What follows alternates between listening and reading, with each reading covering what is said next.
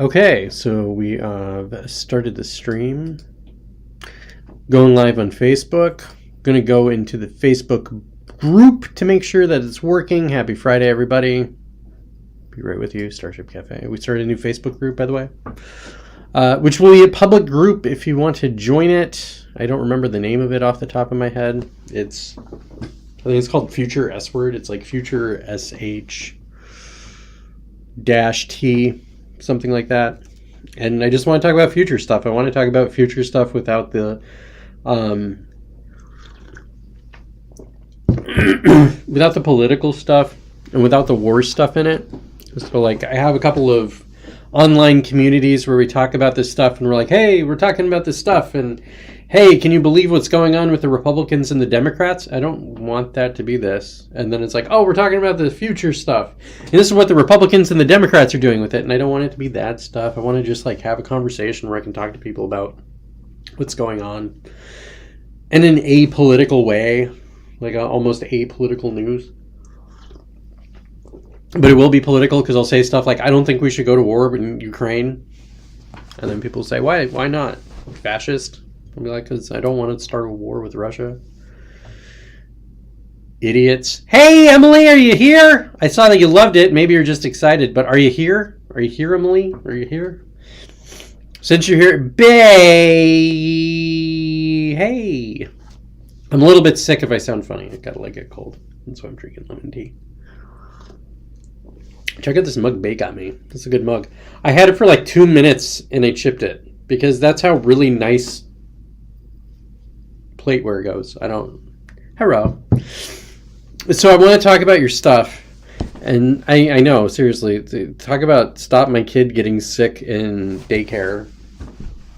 And then I will not. I know, dude, seriously. Tell your guy to become an engineer and go work for the city. Then you two can have mugs like this. You two can have these sweet, sweet mugs.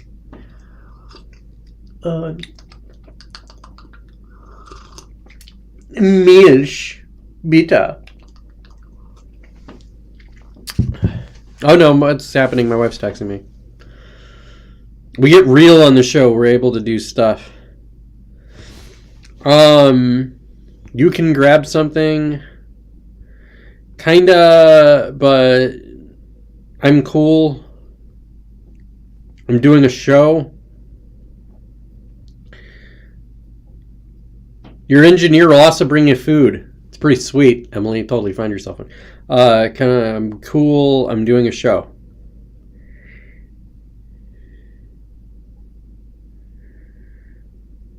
Kissy face. Make sure you throw in that kissy face. And then they're like, oh man, you must love them. Okay, so he's too good at IKEA and he's making bank and I climb that corporate ladder. That works. That can work. That can work. You know, so also works? Climbing that corporate ladder as an engineer. And then as a political government person. Like Jessica's one of the most employable people in the world. I'm not even joking. There was a point where Jessica was looking at like, she could have gotten a job in Hawaii running like the water something authority, whatever, and make like, it was preposterous. We're talking like over $400,000 a year. Like Hawaii's expensive, but it ain't that expensive. And she's like, but I don't have the experience to go for this. So she didn't go for it, which was a responsible thing to do. Part of why Bay is so awesome. But that was really like hitting on all cylinders. That was like her using her card carrying member of a tribe. Even though her tribe isn't a tribe. It's the only tribe that's a corporation. Which turned out to be really smart. Anyways. Bay's on her way home. She's going to be eating sushi. I will not be eating sushi because I'm doing a show with Emily. You're better than sushi, Bay.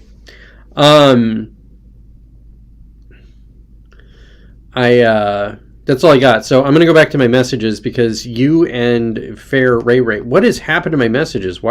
Jesus. I'm Apple's trying to make me leave Apple, Emily. Oh, Emily had sushi for lunch. Dang, sushi in the house. 420 in the chat if you had sushi for lunch.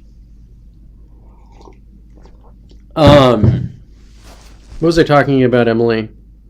I was sitting here looking at my thing. Oh, Apple sucks so bad. I can't wait to get away from it. Like, if my wife wasn't so like evangelical about it, and I wasn't on my fancy Apple computer, and if I didn't write all my articles on my Apple laptop, and then like those fancy drawings, like the fancy drawings on my blog, I draw those myself. Emily, I do. All the artwork is in house. All of it. I'm gonna say like 99% of it. There's like a couple of times where I took pictures from online. But like all of it. So like those fancy drawings, that's with my iPad. So like someday I'll leave the ecosystem because it sucks so bad. Like I S-word you not, Emily. What'll happen is I'll put in my headphones and then I open up my phone and that causes my phone to lock. No joke. No joke. The action of putting in my fancy AirPods Max, whatever the fancy AirPods are, and good for you 420ing. And so I put that in, and so I put those on, and then I go with my phone. Like the whole reason that I have them in is so I can listen to something on my phone, and I'm not bugging everybody, or like I'm going to make a call or whatever.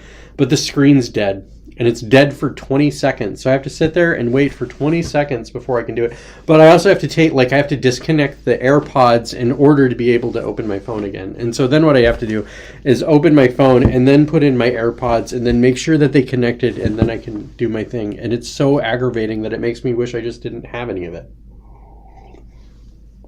I don't care. I'll just be an idiot. Like, I don't have to listen to smart stuff. I can read books. Damn. And talk about drama. Want to talk about drama? No, we're not going to talk about drama yet. We're going to talk about yours and Ray Ray's stuff because you guys came up with some good stuff. So to read to everybody at home, this is from Ray Ray. Traveling smart. I've got a few trips coming up and I'm thinking about. Surviving teenage hormones. She's got a teenage girl. Should she bet on the Super Bowl? We'll talk about gambling. Just some stuff on her mind. Ha, lol. And then Fair Bay asks, how to have your best game face on with people you hate. And son of a bitch, do I got a show for you, Emily. I got that one. I have got that one. I'm gonna rip off like the internet for Ray Ray stuff. I could do it on my own. For like your stuff, I'm gonna rip off the best of the internet this week. Now, if you'll excuse me, I'm gonna grab a book real quickly to answer the Ray Ray question. But it might not be here. No, it's right here. And so, buyer beware. I have not read this book yet. I leafed through it a little bit. Well, let's talk about gambling on the Super Bowl. We'll do that first. That's an easy one, although I'd actually like to start with the rest of our list, but whatever. So here's a book. It's called Thinking in Bets, and this was recommended to me by the CEO of the brokerage that I work at based off of what I was talking about and working on at the time. So I'll just read the back of the book. Typically you look at the cover and you're like, oh, this feels kind of good. Andy Duke, I bet this was written by a ghostwriter, to be quite honest. I now understand the world enough.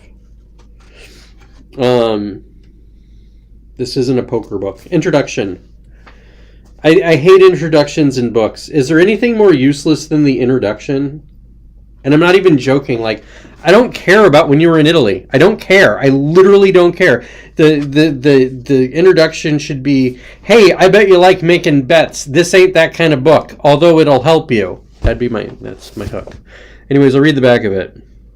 Even the best decision doesn't yield the best outcome every time. There's always an element of luck that you can't control, and there is always information hidden from view. So, the key to long-term success is to think in bets. How sure am I? What are the possible ways things could turn out? What decision has the highest odds of success?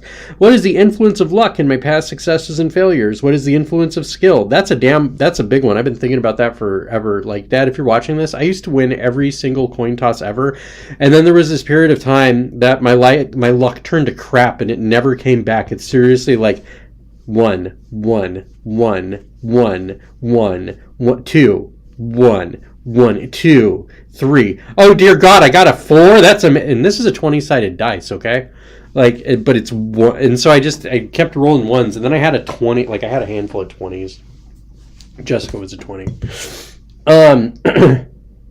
Damn, Jessica was a 19. Jessica was, the first time I met Jessica was a 20 because I was around a bunch of old Jewish women. And then I was like, whoa, what the hell is a young engineer doing here? So that was that. And then there was my first dates with Jessica, which was like I definitely had some problems and I had to throw the dice and like I definitely hit a 19. I don't know if I ever hit a 20. But damn, I nailed it. Anyways, I digress. So where are we going? Oh yeah. Back to Ray Ray's gambling problem. So Ray, maybe you want to read this book? I don't know. I can read this book someday and I'll let you know if you want to read it or not. Thinking in Bets by Annie Duke. She sounds smart. Maybe she went to Duke. I don't know. It's a good school. They have a great basketball program. Go Duke. So should you gamble? So I don't know. I think the Eagles are supposed to win, and they're supposed to win by like 20 times or whatever. So here's the thing about gambling, and I'll just tell you my rules of gambling and how I deal with it. So I have an addictive personality, so I don't gamble. Now, there's certain times where I've made sure bets. So an example would be like buying the stock market when like I knew oil was going to go big. And so I was like, oh, look, GA looks low. Okay, great. And those were easy ones. And so there were some easy ones that I was able to make. And I learned certain market stuff like don't buy an IPO. Don't buy an IPO. You can wait until it gets pumped and then sell it, but don't buy an IPO. And this is just me in my basement, okay? I'm not giving you financial advice. But so that would be an example of one. There were a lot of people who made money off of Donald Trump winning in 2016 because nobody thought they would. But the thing is, I don't know if like this book talks about it. I'll show you. Here, Ray. Here's something that you might want to listen to someday. So what I'm going to do is open up another window right here, and I'm going to move it right here. And then I'm going to make it smaller because it's too big. And then I'm going to go here, and then I'm going to put it up here, Bay, and... Actually, I'm going to type in Twitter first so I can make sure that I actually get there. Because this is hosted on Twitter. Now, you can probably find it on like your Apple phone, but this is somewhere where I know it is. Okay, there we go. That, and then we probably have to resize the screen because every single time I use this thing, the screen's always in a different place. I don't know why. You still there, Bay? Are you working? What's going on? What's going on, Bay? Anyways, that looks better. Okay, so then I go here, and then you type in @Naval. Actually, you can just type in Naval, Naval. And then you go down to him, and so that's Naval, and this is for, like, Naval Ravikant. And so his pinned tweet, how to get rich without getting lucky. Damn, that is like the longest tweet thread that's ever existed.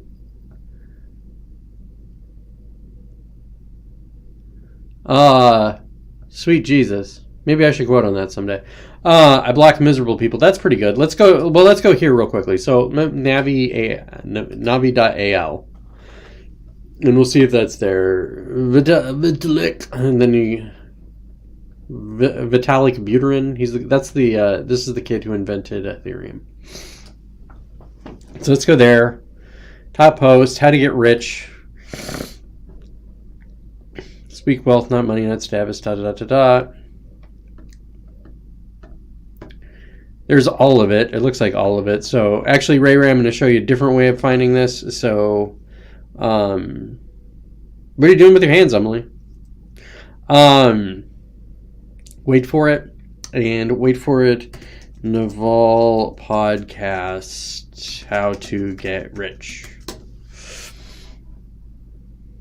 And so you can watch on YouTube or whatever. There's like Apple, and so I think it's like right here. And then I don't know exactly how.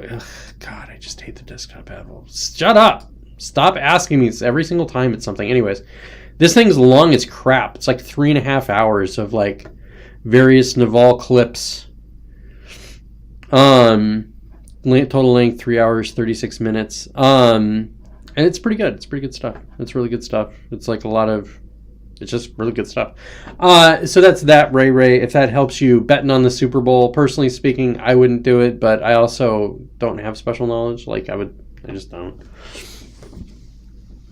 Because I don't follow. Actually, that's one of the things he talks about is special knowledge. So I'm talking about special knowledge. So the people who thought Donald Trump were going to win had special knowledge into how he was going to win. Like they understood, who was voting for him, why they were voting for him, what was the impetus of it. It wasn't just like the hysteria around like Donald Trump running. It was actually the people who were on the ground looking at the situation like, oh, this guy could be president. Oh, this guy's going to be the president. And they understood that S posting and people were really, really, really mad at the government was how he won. And talked to the issues that they cared about.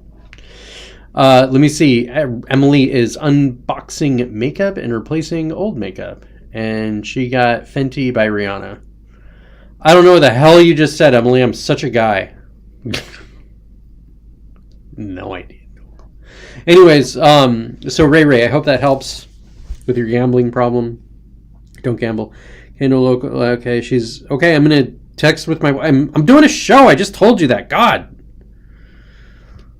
I'm such a thirst trap, Emily. Anyways, let me see. So she had the should she bet on the Super Bowl? So if you have some special knowledge where you're, like you know who's gonna know why they're gonna win, you're like, oh, that dude broke his leg, and that's like the best dude and the whatever, and then like Mahomes was like got caught banging a hooker, then maybe sure. Unless you have special knowledge to know that every single time Mahomes like bangs a hooker, he can't miss a throw. And I'm not saying that Mahomes banged a hooker. In fact, I would say the opposite. He's like seems to be like the nicest guy in the NFL. Emily, we're going to talk about our article today. Did you like the article today? I know you hearted it, but did you actually read it and like it? Which you should have. Like if you read and you read articles and you read my article, that thing took a minute. Okay, like that was not the most complicated thing I've ever done, and I did a pretty good job. But in the vein of that, I think we should all have Super Bowl parties. I think we should lean into it. I think we should get bags of chips and pizza and invite people over and act loud and obnoxious and be the obnoxious neighbor about the Super Bowl. Be the person who's so embarrassing on your block that everybody knows who you are. And then you're just known as, woo, the party people. Oh my God, watch out for an American holiday. Oh man, I bet their 4th of July is lit. And then you have the most lit 4th of July. And even Memorial Day, it's lit. Now, it's not like, you know, it's there's some reverence there, but it's still like there's something going on. Like every American holiday, you have people over. And there is a barbecue going, even if it's Christmas. I think that's the solution, Emily. I think we need to go back outside and we need to party on the Super Bowl. We all need to give a crap about it. Because the globalists have made me hate football for long enough. I don't care if the fact that football is the gayest thing that's ever existed. I love it. I love watching those big, strong men just slam right into each other just over and over again, cracking skulls. I think it's hot. I mean, I think it's competitive. You should watch football because it's manly. No, you should watch it because it's America. Because it's America. We've been like stuck in a hole for 3 years. There's still people who think like everything that they were told while they were in the hole is true. Like they're the people who haven't seen the sunlight ever since like the comet came and it blocked out, you know, the sun for a minute, and they've been down like under the ground for 3 years. And it's like, no, we're still here, hole people. You should come out because we can't have a party without you, because, you know, we're a society and we need to be around people and do things around people. And, you know, maybe if we chilled out and like hung out with people again, we'd stop being so crazy and popping off and like trying to, I don't know, destroy the globalist system. You know what I mean? Is this ringing true, Emily? But don't stop unboxing your makeup. I don't want to interrupt you. Traveling smart. So Ray. Ugh. Excuse my hacking, Jesus. I'm like one of those dinosaurs in Jurassic Park that spits phlegm, except my phlegm doesn't have acid on it. I wish it did. I would spit on everything and just be like...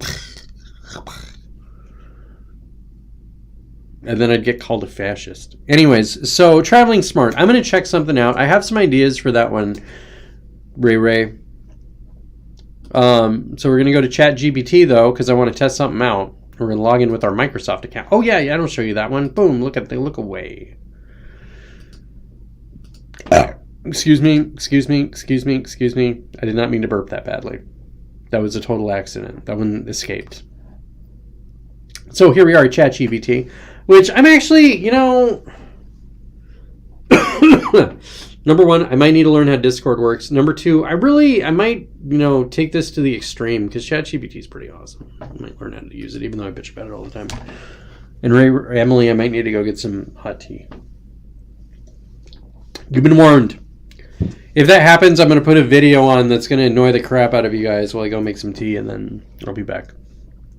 Anyways, so how do I travel smart? Now, I have ideas, but I want to see what ChatGPT has to say about that. So, Fair Ray Ray, I'm going to go ahead and read you the prompt, and I'm hoping this thing makes a list, and then I'm going to talk about the list, and then we're going to talk about Emily Listened to Fetty Wap by Rihanna, and then we're going to talk about Emily's questions. I think that's it. I think that actually covers. Oh yeah, hormones. So actually, the Emily section of the show, which will be the biggest block of the show. You're welcome in advance, Emily. We'll also have some Ray Ray in there because ultimately, surviving somebody with hormonal problems and dealing with somebody you hate is basically the same skill. Stay hydrated. Beesh. That's what that says. Okay. By following these tips, you can ensure safe. Okay, so I'm going to put on my glasses. Ray Ray deserves me wearing glasses when I read. So do the rest of you. Traveling smart requires careful planning and preparation, as well as being mindful of your surroundings and actions while on the road. Here are some tips to help you travel smart. Plan ahead, research your destination, and make sure you are aware of any potential risks or dangers, such as crime or health hazards. Plan your itinerary and book your accommodations and transportation in advance to avoid any last-minute surprises. Now, this is part of what I was going to recommend, Ray Ray, but I got some nuanced takes on that, but I'm just going to move on. Pack smart, only bring the essentials and pack light. This will make it easier to move around and minimize the chances of losing your belongings. Make sure to pack the right clothing and gear for your destination. Include any necessary items such as power adapter and or a first aid kit. I'm going to say, like, this just depends on what you're doing and where you're going. If you're going to go to a resort in Mexico, and you're just there the entire time, like our Mexican vacation. Like, we left the resort twice, I think. And that was to go to other resorts. Like, one time was to get tacos, and the other time was to go to another resort. Where we then went on, like, a glass bottom boat, which was the silliest little glass bottom boat ever, but we were on these giant swells, so it was still pretty cool. Like, giant swells. Like, it was just like, whoa, whoa, whoa. As you're like, whoa, that's like 20 feet down. Oh, whoa, no, that's, whoa. And anyways, it was cool. Right on the tip of the Baja Peninsula, where Leonardo DiCaprio has a house with his, like, I don't know, she's probably like, what cycle are we on? Is his girlfriend 21 or 19? I don't know. Good for Leo. Anyways, yes, she's asking what to do with this teenager. I have some advice on how to deal with the teenager, but it's gonna get a little complicated. So we're gonna have to first. What we're gonna do is learn the skill. Then we're gonna watch the perfect like application of the skill, and then we'll talk about how to narrow it down to the teenager. Is this live? It cut out, so you missed the last 5 minutes. It is live. It is live, Fair Emily. I can't tell you what to... I can't. I don't know what's going on with these settings. I had to redo everything. And I first did it in like 2020, so I don't know. Bish. Anyways. I love you though. Pack smart. So if you're going to be at a resort, you can load up and have all the stuff. Like if you're going to get your hair did and like have all kind of nice gemstones on your boots, I don't know, like, then yeah, sure, go for that. If you're going to be like traveling light in a country you don't know, you should be able to like put everything in your backpack and run as fast as humanly possible to a train station with dudes chasing you. That's how much stuff you could carry, and you should be able to comfortably run for a distance. That's if you want to go on a grand adventure, but I don't know if you're in the like. I think we're out of the grand adventure, Ray. I think we want to go on vacation and have people rub our feet and bring us drinks. Beside the pool. Anyways. Oh, yeah. And also, like, every time you're flying, anytime you're flying, always fly with a really comfy hoodie. Like maybe a neck pillow. Maybe some sweats. Like, you should be able to, like, you should have everything on your person where you could sleep in an airport somewhat comfortably on the ground. Especially if you're traveling internationally. You should just bake that into the cake. Travel comfortably. I would say, like, that's the rule. Travel comfortably.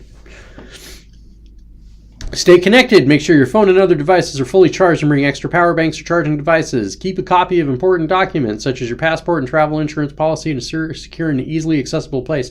I have a couple of things to add to this. So I would take a picture of all those important documents, like, your freaking driver's license, your health cards, or whatever, everything, even your dog licenses, like if your dog license, any sort of piece of information that you would need to stay at a hotel, board a plane, or give to a cop, you should put it in a Google Drive folder. Emily, why are you texting me? Dang, bae.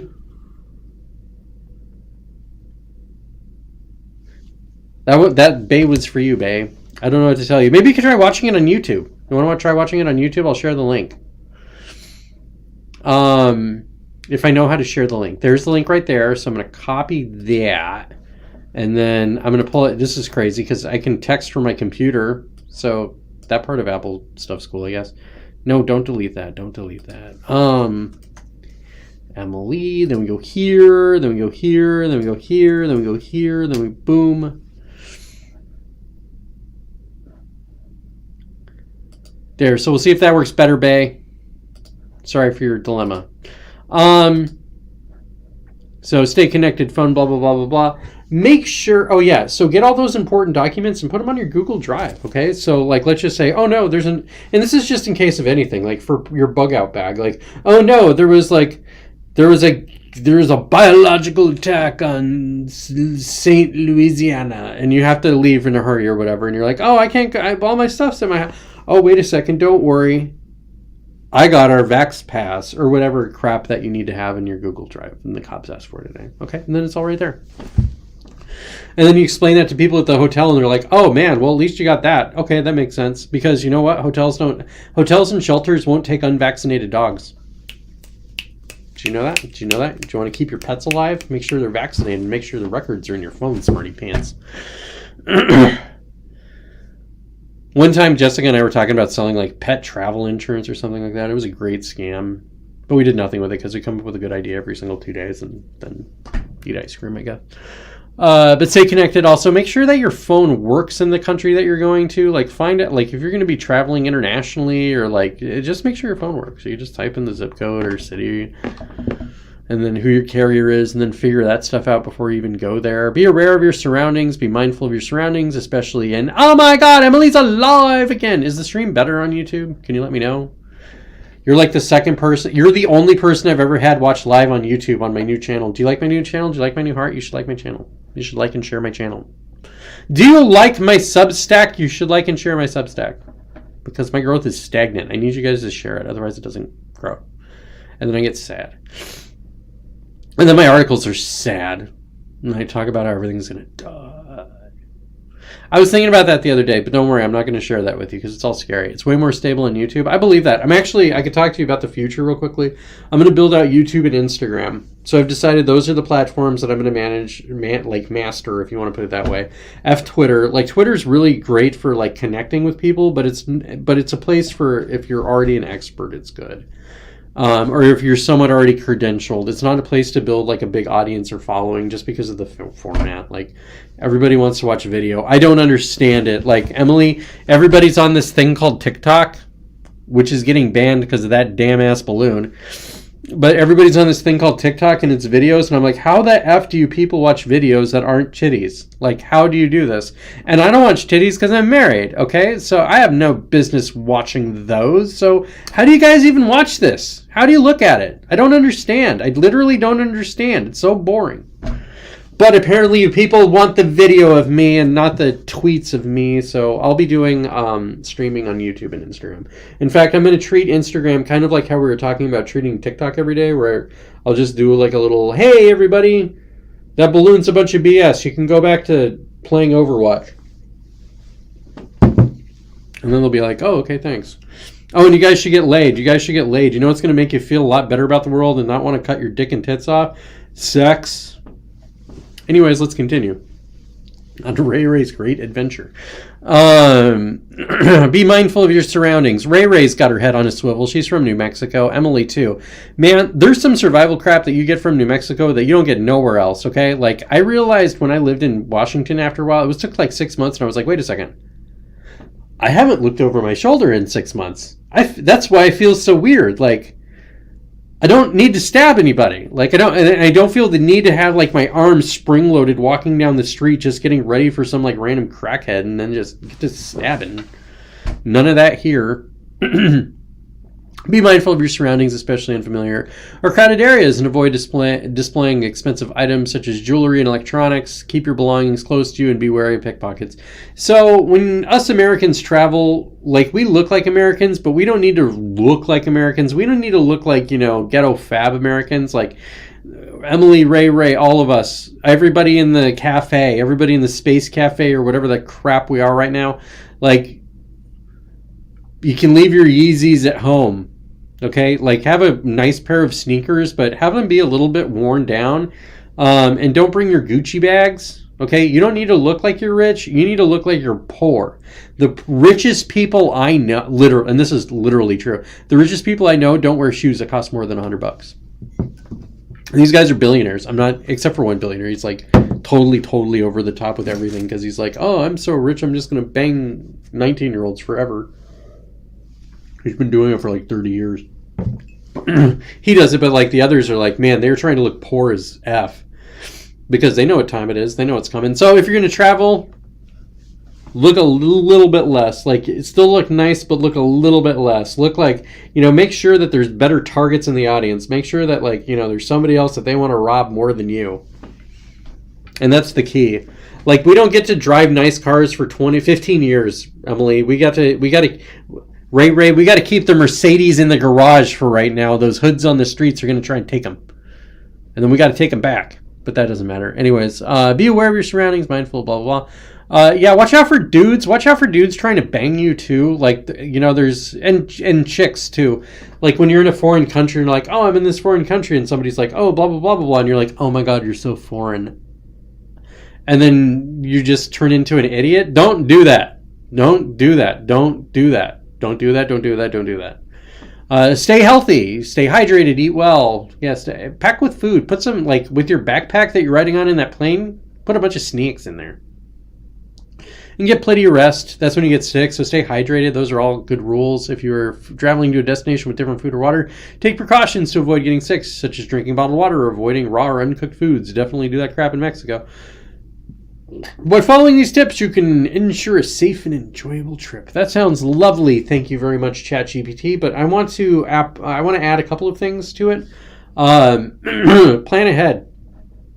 So Ray, you can do some amazing trips if you fly standby. Keys. All right. How much can I save by flying standby?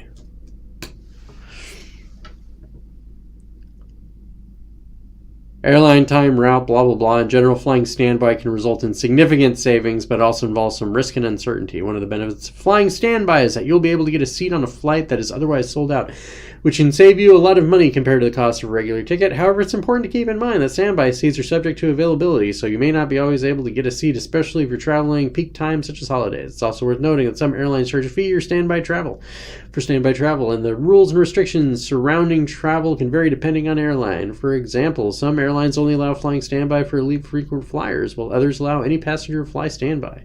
If you're considering flying standby, it's a good idea to research policies of the airlines you're interested in and have a backup plan in case you're not able to stand by. So I would find so Ray, if you're looking for making, like, if you want to, let's just say you want to do a cool trip with Kyla, one that you can normally not afford, like, you guys are, like, you can do it on somewhat of a budget by flying standby, by booking standby, like doing a cruise. So, like, there's cruises where you can basically do, like, standby on a cruise. And so you can go on the cruise last minute and you could seriously save like 70 or 80% because they just like the food's already bought. Like the boat is leaving, like all of this stuff before the trip has been planned. Everything else is a loss. So basically they need to sell the ticket and enough to where it's like maybe they'll break even on you drinking. Maybe it'll be you doing something else, but like heavily discounted ones. Like I'm not going to give you I'm not going to give you any of that advice. You're a mom. But the point is, it's like you can do that sort of stuff and save a ton of money. And also go on a grand adventure and have backup plans for it. Like, you know, if you're going to be trying to like fly standby and you're going to be in some city, like, I don't know, you're going to be in Timbuktu, you know, make sure that there's hotels in Timbuktu or like, you know, you travel well enough to where you can just sleep at the airport and you and Kyle can sleep in the airport. And then when you get to your destination, you can crash out, whatever. I would say that. Something like that. I hope that works for you. So those are Jacob's. Actually, I'm going to go back to the tweet. The text. I'm going to have to make some tea, Emily. This is killing me. Traveling Smart. I think that was Traveling Smart pretty good. So, guys, what I'm going to do for you is I have to go on a... I have to go make myself some hot tea so I don't cough like crazy. So I'm gonna find you a classic... Australian party kid. You watch this idiot. I was thinking about this kid today and I was like, man, my kids ain't gonna be this stupid. Well, it's the real life risky business. A teenager holds an alcohol fueled party for hundreds of kids while his unsuspecting parents are on holiday. 16-year-old Corey Worthington is now facing not only the wrath of mum and dad, but a $20,000 fine from police. I spoke to him a short time ago. Corey, thanks for joining us. The only question that I can think to ask is, what were you thinking? I wasn't really. Did your parents say you could have a party? No. So they didn't. Why did you? I don't know, it was just a get together with a couple mates at first, and then we thought we might as well just have a bit of a party, and then it sort of just got out of hand, and yeah. Well, 500 people turned up, the air wing of the police force, the dog squad, your neighbours' cars were being destroyed. What have your parents had to say, Corey? I haven't really talked to them because every time they call I don't answer, because yeah, they'll probably try to kill me. So that's a short-term strategy. You're going to have to talk to them eventually. What are you going to say? Sorry. Are you sorry? Yeah, I am. You don't sound very sorry. But I can't be exactly blamed for everything that happened because it wasn't in the house, it was out in the street, and I didn't do it. Like, the police said, you stay inside so you don't get in trouble, so I did what he said, so... Why don't you take this opportunity now to apologise to your parents and to your neighbours who have said today that they were frightened? Well, I've already offered like to say sorry to them and stuff when I see them, so I will say sorry now for everything that happened. Why don't you take your glasses off so we can see you, and then apologise to your neighbours for frightening them? Nah, I'll leave these on. Nah, I like them. They might be fined $20,000. Are you going to try and pay that for them? Yeah, but I don't think it's fair they'll be fined it because what happened, it was my party, but it could have just been any random person walking in the street doing it. What happens all the time. Your parents were out of town, you put out the invitation, you started it. Why don't you make a grown-up decision now and accept responsibility, take off those glasses and apologise to everybody that you frightened, to the police who were forced to retreat and whose cars have been damaged, and to the community who've had to pay for this. Take off your glasses and apologise to us. I'll say sorry, but I'm not taking off my glasses. Why not? Because they're famous. Because your glasses are famous. Yeah. Why are your glasses famous? I know, everyone likes them, so I don't know, I'm not taking them off. You're pretty happy with the way you look and the attitude you've got, are you? Yeah, my parents aren't, but I am. Okay, Corey, we've got to wrap this up, but what would you say to other kids who were thinking of partying when their parents are out of town? Get me to do it for you. Get you to do it for you. Not don't do it. He's almost ready. Nah, get me to do it for you. Best party ever so far. That's what everyone's been saying, so... Well, we've got to go, but I suggest you go away and take a good long hard look at yourself. I have. Everyone has. They love it. Corey Worthington.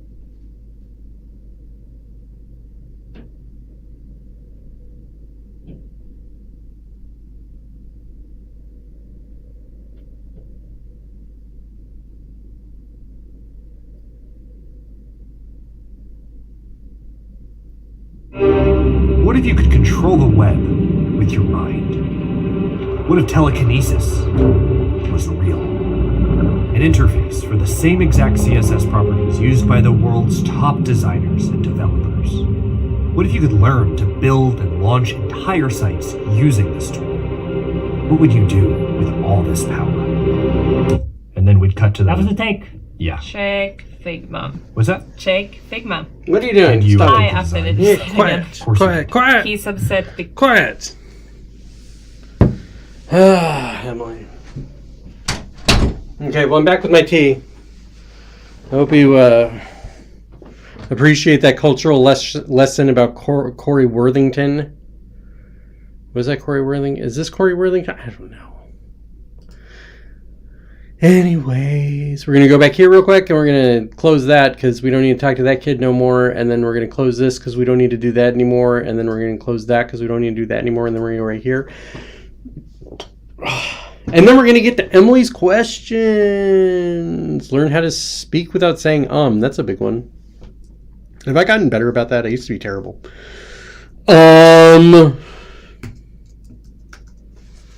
So we're going to go to Scott Adams Says, Scott Adams Smarty Pants on Twitter. We like him. So this is his posted tweet. This is actually really good. And so this, maybe we'll watch the video. Maybe I could do this. But this is like, I think I can do it. I think I should just go ahead and like, let me actually pull up his thing. We'll do this setup and then we'll go from there. Let me see. So I have to find like Scott Adams coffee. We go here and real coffee with Scott Adams and videos. Here's a little YouTube trick. If you click videos, it shows like newest first. Excerpt 7 tells for cognitive dissonance. And here are my tells for cognitive dissonance. I'm not going to make you watch this whole 10-minute thing, but I'm going to do the setups and then I'll explain it. Number 1, if somebody changes the topic, they're experiencing cognitive dissonance. Now, I was asked for a clarification on this one because lots of times people will be trying to make a point and it's not getting through. And then it was pointed out to me, sometimes people will say, all right, let me take a different approach. I'm not talking about a different approach because that's the same topic. Here's what I'm talking about. Oh yeah, your opinion about whatever. I judge that based on your opinion on this different topic. Okay, that's cognitive dissonance. Right. If you have to change the whole topic, it's because you had to bow out. You didn't have anything. Ad hominem, this is when you just insult people. So, this actually, they should have cut this differently. But I'll take it off of his poor closed eyes. And actually, I'll just put it over here. So, what Scott Adams is talking, actually, here, we'll do this. We're going to do cognitive dissonance. I don't care about your crossword puzzle. I don't care about nomophobia. This dictionary.com is literally giving me everything I don't want. Look at this, Emily. Are you looking at this? Is anybody seeing this? I just say, hey, could you please like cognitive? I'm going to click on the word. There's a crossword puzzle. Here's a search bar. Here's some ads from Google. There's the word of the day, not the word I'm looking for. Here's some games that you can play that aren't the word. Here's a word puzzle that's not. Here's a list of flashcards of stuff. You can sign in. That's amazing. Here's Riz. Am I feeling the Riz right now? Am I have slam? What about Nepo baby? What about LGBTQIA+? What about browse.dictionary.com? What about literally everything that I'm not looking for? Jesus Christ. Okay. So let's try this again. Emily and Ray and Dad, and whoever else might be watching. Brian Clark. Cognitive dissonance. So we're going to go here. And so maybe Psychology Today. And it should, let me see. Cognitive dissonance is a term of state of discomfort felt when two or more modes of thought contradict each other. The clashing cognitions may include ideas, belief, or knowledge that one has behaved in a certain way. Oh my God, Donald Trump couldn't have saved that puppy. That must be a trick. Those Republicans are like that. Do you remember the other time those Republicans tricked us? That's cognitive. That's the best definition I gave you. Emily could sit on that site all day. Thanks for showing you.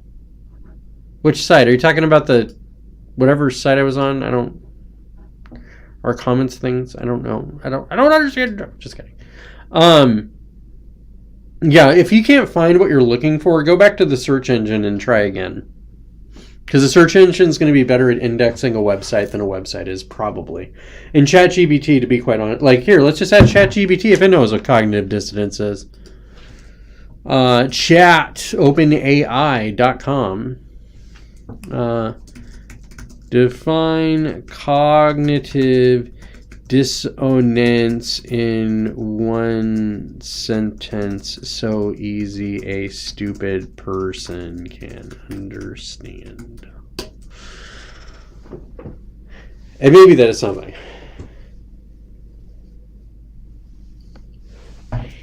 Elaborate.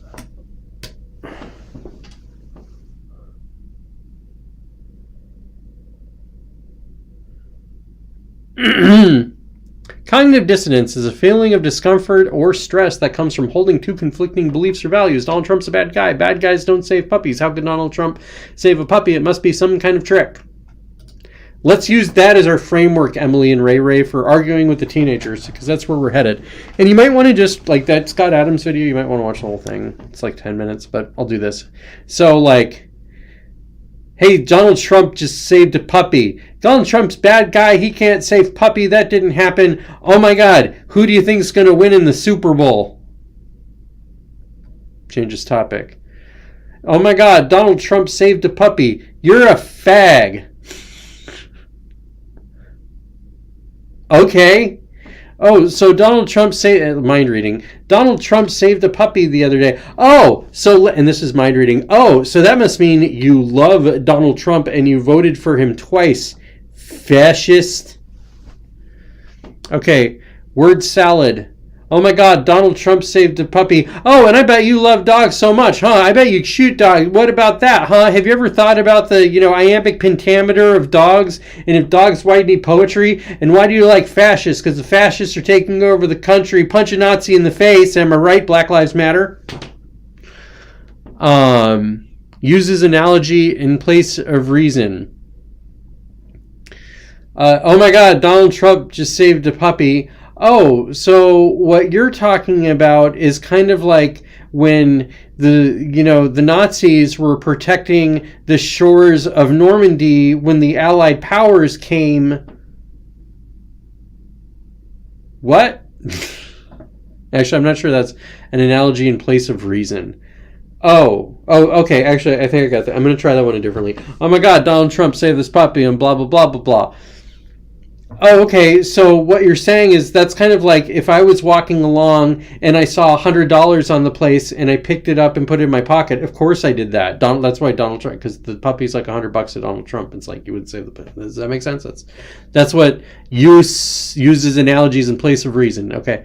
And this is also for your problems at, like, what was your problem? Oh, hanging out with people you don't like, Emily. We're going to get to that. It's complicated and can't be summarized. Oh, so Donald Trump saved this puppy the other day. Well, I understand that he, like, it looks like he saved the puppy, but there is clearly some sort of optics things going on right now. Like, do we know where the puppy came from? And was that actually like a real lost puppy? Or was there actually like, receipts of the Republicans that Donald Trump works with going to the pound to get a dog to release the pound so they can make it look like Donald Trump saved this puppy as part of their narrative and damage control for a fascist being the president of the United States of America? But I mean, it's like, it's so, it's so complicated. I don't know. It's too much to explain. Let's talk about the Super Bowl and who's going to win. Okay, and they get like kind of flustered and frustrated. The so tell indicates a straw man is coming. Oh my God, Donald Trump saved a puppy. So what you're trying to say is because Donald Trump saved a puppy, that excuses all of his arguments of white supremacist bigotry? So anytime you hear so, that's it. So let's apply this to the teenager, then we're going to apply this to people you don't like. Hey teenager, did you do your homework? So how was work today, Mom? And they just sort of like glaze over and go with it. Like, the thing about cognitive dissonance, like, here's a way that it might, this is not the way that it's showing up, Ray, but here's a way that it might. Your kid's sitting there, she's like, happy doing her thing. She thinks that she's going to be able to be happy for the rest of the evening. But like, she also knows that if you find out what happened at school the rest of the day, she won't be happy anymore. So she's going to try to make sure that she's going to do everything in her power to maintain her happiness and protect it. And like, since she already has this idea of her happiness being the thing, it's not even so much that she's trying to lie or deceive you. It's more like she's trying to protect this idea that's in her head. Does that make sense? It's a weird concept. Cognitive dissonance is really weird. So part of the thing that you need to realize, and Emily, this also goes for you, those people who are denying that like jerky teenager or like the jerks in your lives, they don't realize what jerks they are. 9 times out of 10, people don't know they're assholes. 9 times out of 10. It's very rare that they actually know that. It's why I come across as such a jerk, because I'm empowered by it. Like, I like, not only am I like, I'm a little bit of a jerk anyways, and then I discovered, oh, everybody's a jerk. That'll be my spear that I chuck, my jerk spear.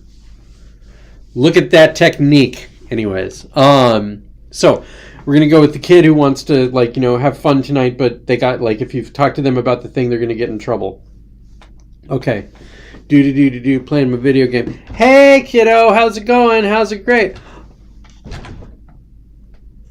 Oh, I'm just trying to beat this game. How was your day? What's going on with you? Why don't you tell me? Oh my God, your hair looks great. Did your hair get done? Oh, really cool. Cool. Nice hair.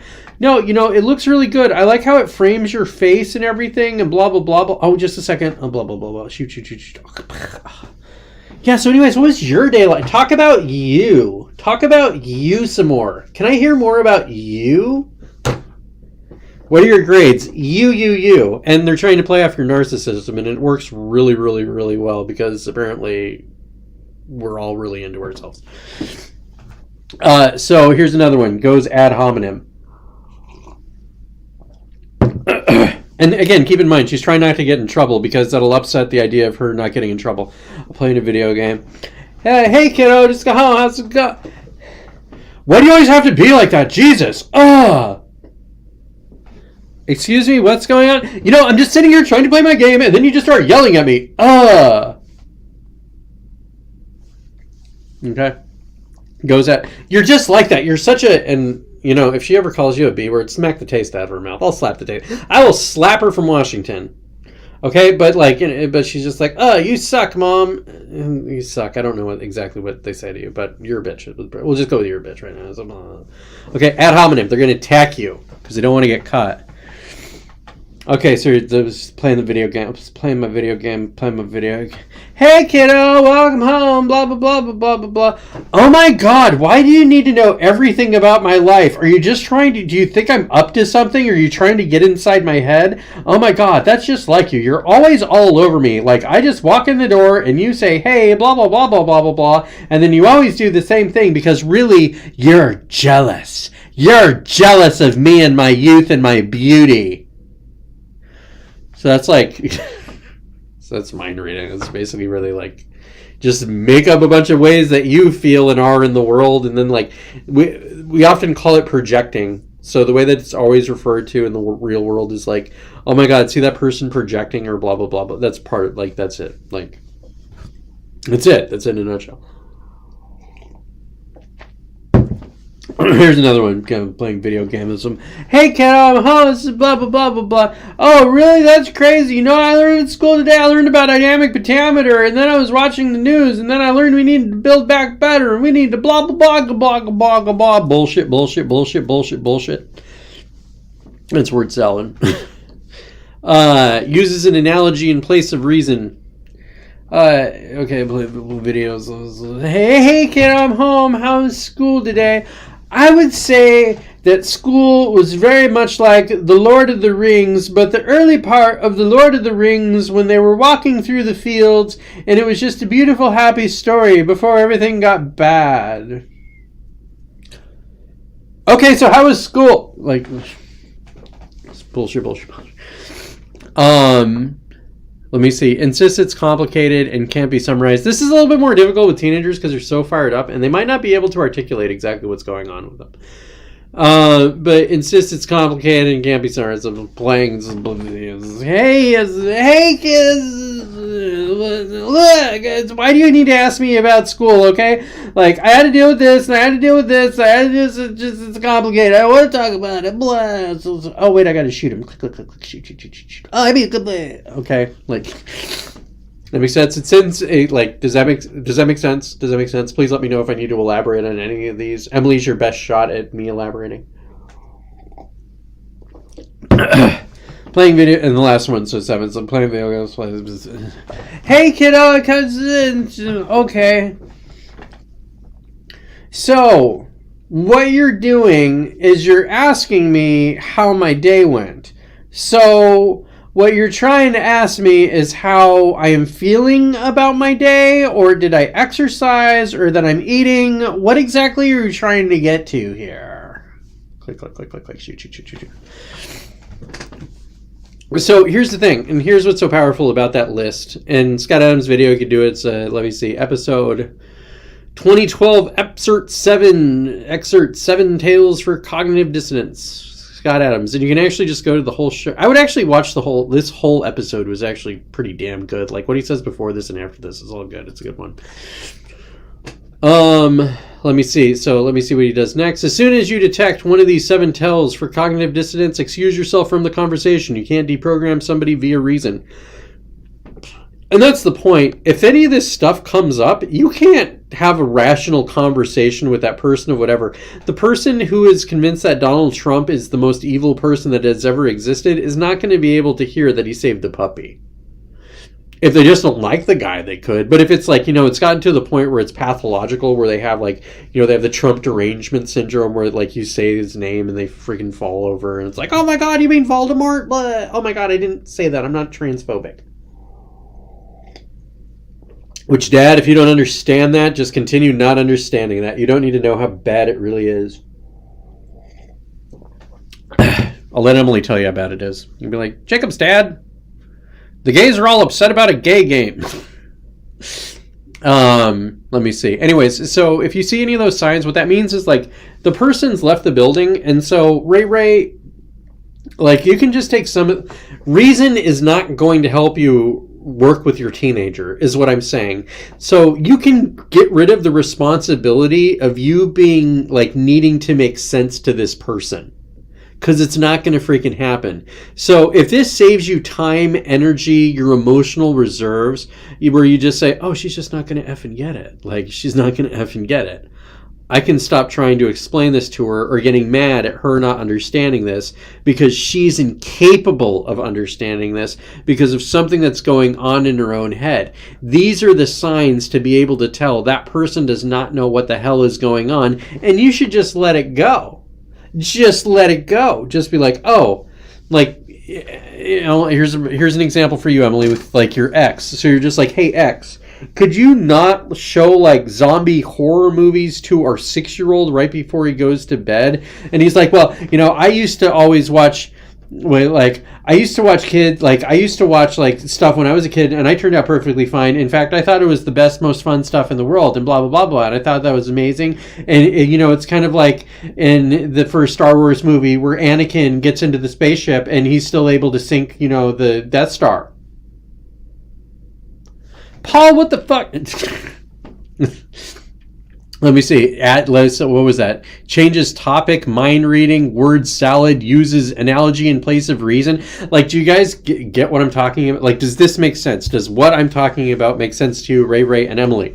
Because if it does, then you can just like identify what the signs are, and you don't need to pick up the grenade. Like, the only thing that's going to happen, it's like a dumpster fire. It's a trash can fire, okay? There's this little trash can fire that could be your daughter or your ex-husband or just whoever the crap is, some annoying, crazy person at the moment, and you're like, oh, wow, they're on fire right now. Now, I could tell them how to stop being on fire right now, but the only thing that's going to do is it's going to pick me up and it's going to catch me on fire. And they're going to still be on fire, and then I'm going to resent them for catching me on fire, even though I know, and then I'll resent myself because I know I shouldn't have even like interacted with the fire.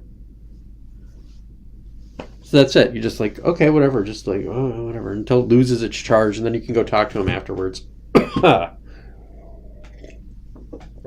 So, Ray, in your circumstance with your kid, identify the signs, know when you can back up, like know when you need to back off and when you can engage. Like, if you use these as example, like if you get really good at this and you're just like, I know I can't talk to my kid like this, and then you like also, then eventually you discover the times that you can talk to her about stuff. And then you can start manipulating the crowd. You can shift her into different modes. So then, like, once you have a better idea on how, like, her framework works and, like, you know, where her mind state is, you can control the environment in which that happens. And so, like, a way that I do that with Cordelia, and, like, granted, I have a 2-year-old, not a teenager, so it's way, way easier. But it'll be like, I need to get my kid to do something, and she doesn't want to do it because of whatever it is that she's focused on right now. Like, she wants to hit her chair with a stick over and over again while screaming her head off. And I'm like, okay, well, we need to go take a bath and go to bed or whatever it is, right? And so she's like, bang, bang, bang, bang, bang, bang, bang. And be like, okay, so, hey, kiddo, do you want me to put the toys in the bath, or do you want to put the toys in the bath? It's a binding question. It's a sales trick. You always give them 2 choices. So no matter, like, it's just like, because we're going to take a bath, okay? Like, we're going to bed. We're going to deal with it. We're like, you were in control. You were setting the table. You were controlling the frame. This is what's going to happen. But they still have a say in how it goes. And so it's like, we're going on this vacation. Like, we're going to go on this vacation. Do you want to wear the clothes that you already had before? Or do you want to get some new clothes so you can look good? What you know what I mean? Like, whatever it is. And then they can respond how they do. That's also an example of thinking past the sale, which is something every parent should learn. Like, I am not above manipulating your children a little bit. I'm above, like, I don't think you should always manipulate your child. I shouldn't just be, like, trying to control everything my kid needs to do. Like, seriously, like, the times I pull out the tricks where it's like, do you want to put your toys in the bathtub, or do you want me to put the toys in the bathtub? It's me giving her a choice, so, like, her confidence is through the freaking roof. Like, my kid is the most confident kid that you've ever met, ever. And I only do that like every other day, where it's like I have to do that just to interrupt her pattern or interrupt her framework because she just latched onto something and she can't let go of it. And so let's use like the Emily example. Oh yeah, so let's just say this, like, I can't say that it's your ex that you're talking about, and this, like, you know, person that you don't like. How exactly did you phrase it? Oh, the haters and losers. Man, do I miss some tunnels from treats. Okay. How to have your best game face on with people you hate. Okay, so that's some of the strategy behind how to deal with it. How to have a game face on. Oh man, I am so glad I read that tweet. So first off, Emily, there's 2 things. If you trigger cognitive dissonance in somebody else, you can look at that as a win. Okay? If you're sitting there and you're trying to reason with somebody or talk to somebody or get them to do something and they just become an idiot, you already won. Okay? You don't need to, like, rub their face in it. You don't know everybody to accept it. Like, if somebody's like, if, like, the example of, you know, your ex giving you 4 of these things at the same time, and everybody's sitting there just looking at him embarrassed like he's an idiot, and they're looking at you like, oh my God, I'm so sorry that you got pregnant by him and you have to deal with this forever. You won. Okay. You just won. You handedly won. So that's one way to look at it. So you can just be satisfied. Like if you're arguing with somebody and they're doing this, you can be like, "Oh, I won. They're idiot. Oh, they're they're an idiot." And everybody else who's in on this joke, all the other parents and the cool kids who know this like techniques and how this like kind of, you know, mental jujitsu works, like we all know I won. So F them. Now another way to do it is to focus on your intention, and that's a big one. Like if you're like, is your thing to get through this engagement with the least amount of effort possible? Do you want to humiliate this person? Do you actually want to get this person to like you? Like what is your intention behind this, Emily? Like with the person that you don't like, are you just trying to get through it? Are you trying to make a friend? Are you trying to make an enemy? Focus on your intention always, and then you can navigate this stuff. Like are you trying to make an enemy for life or try to humiliate them? Dude, watch these things, push their buttons, make them an idiot. So like when you're doing this stuff, their brain shuts off for a little while, okay? There's like we'll just say a 15-second gap depending on IQ where this person isn't thinking. What they're trying to do is load their operating system so they can go back to talking like a normal person. So think of your ego or your identity as like an operating system that you use to interact with the world. And if it keeps getting tripped up while you're turning your computer on, it's like hitting reset over and over and over again. So Emily, you could just trigger cognitive dissonance into somebody over and over and over and over and over and over and over again, and you just shut down their brains, and then you humiliate them. I don't recommend doing that. She's alive again. Okay. Dang, I could sit on that side all day. Thanks for trying. Okay, there's. I think I'm just trying to get through things. I've tried everything to make them like me. I just want things to be civil now. Now, are you talking about your ex? Or are you talking? And I won't even read your answer. Nobody will see it. But are you talking about like your ex? Or are you talking about you know, somebody you just don't like at work? Like what are you talking about there? Because I'll be more specific. Like. That would actually help quite a bit.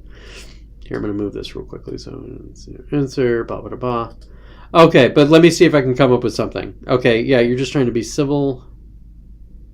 Well, that's really sucks, Emily. That kind of throws my things out of the water. But I'm going to go ahead and show you an extreme example of this in case it ever gets extreme. Can I show you the extreme examples, guys? Because it ties into politics, and I really want you guys to see this. So...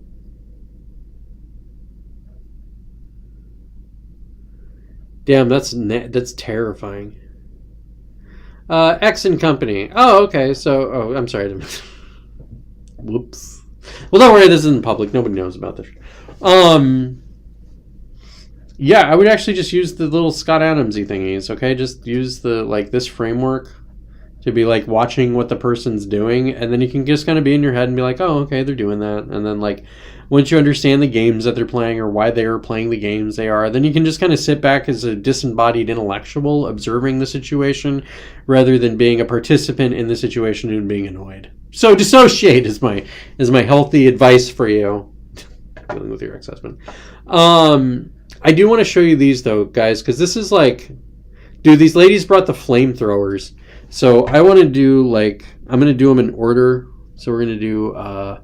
Marjorie Taylor Greene Twitter. Now these are some long videos, okay? So each of these videos are like 5 minutes long because that's how long these congressional peoples got to talk. But I'm gonna go ahead and I want you guys to see this because it's newsy, important-y stuff, and I talk about Twitter all the time. But this is also examples of frame control. Like, these ladies dropped the damn hammer. My time because you canceled mine. Pretty much. Chair So when you said, like... Let me see. How to have your best game face on with people you hate. Watch this. These are master classes. Recognizes Miss Green. And to set the table a little bit, the Republicans are investigating Twitter for Twitter shenanigans. and they're real mad about it. Like if you remember me talking about just how important Twitter is, and I'm like, Twitter, it's Twitter, it's the journalists and the politicians and the media people, it's the Twitter, it's the academics, it's the most important people. Twitter matters so much. It's the intelligence operations. It's Twitter. It's the blah, blah, blah, blah, blah, blah, blah. Well, now the people with the real power get to talk to the people with Twitter power, who were fired from Twitter, so they no longer have that Twitter power anymore. These people might be in deep, deep, deep doo-doo. Very much. Chair recognizes Ms. Green for 5 minutes. Thank you, Mr. Chairman, Mr. Baker, Ms. Gaddy, Mr. Roth, and Ms. Navaroli. You can consider your speech canceled during my time because you canceled mine. You see, you permanently banned my personal Twitter account, and it was my campaign account also. So let's talk about election interference, shall we? January 2nd, 2002, you permanently banned my Twitter account.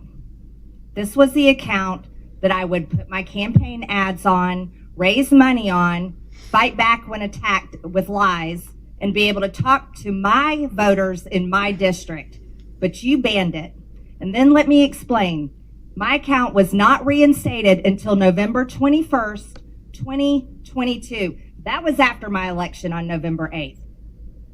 You know, at your company or your former company where you worked, Twitter employees, over 98% of them donate to Democrats. So while you coordinated with DHS, the FBI, the CIA, our government, and outside groups to permanently shadow ban conservative Americans and candidates like me and the former president of the United States, President Donald J. Trump, you were censoring and wrongfully violating our First Amendment free speech rights. Guess what? None of you hold security clearances. None of you are elected, and none of you represent 750,000 people like I do. Let's explain. 52 United States Law 10101. No person shall intimidate, threaten, coerce, or attempt to stop any other person for the purpose of interfering with their rights to vote, or to vote as he may choose. You didn't shadow ban or permanently ban my Democrat opponent. No, you did that to me. And that was wrong, and it was against the law. It's election interference. See, not only that, was it me that you violated my First Amendment rights? You violated countless conservative Americans. These were doctors that were trying to tell the truth about COVID. Doctors that were having success treating people with ivermectin that you all would not allow to be talked about. She should have left that one out. These were parents complaining about their school boards, teaching gender lies in their schools, biological males entering their daughters' bathrooms and sports. These were also people questioning the 2020 election. And guess what? That's Americans' First Amendment right. These were people talking about voting machines. You know what? Democrats did that in 2019, before the 2020 election. On Twitter, people could question elections such as 2016, saying Hillary won, but in 2020, no one could question elections saying Trump won. You abuse the power of a large corporation, big tech, to censor Americans. And you want to know something? Guess what? I'm so glad that you're censored down. I'm so glad you've lost your jobs. Thank God Elon Musk bought Twitter. And you know what? Let's talk about something a little bit further. It's amazing to me, Mr. Roth, as the head and trust of safety at Twitter, your ability, or should I say inability, to remove child porn. Now here's something that disgusts me about you.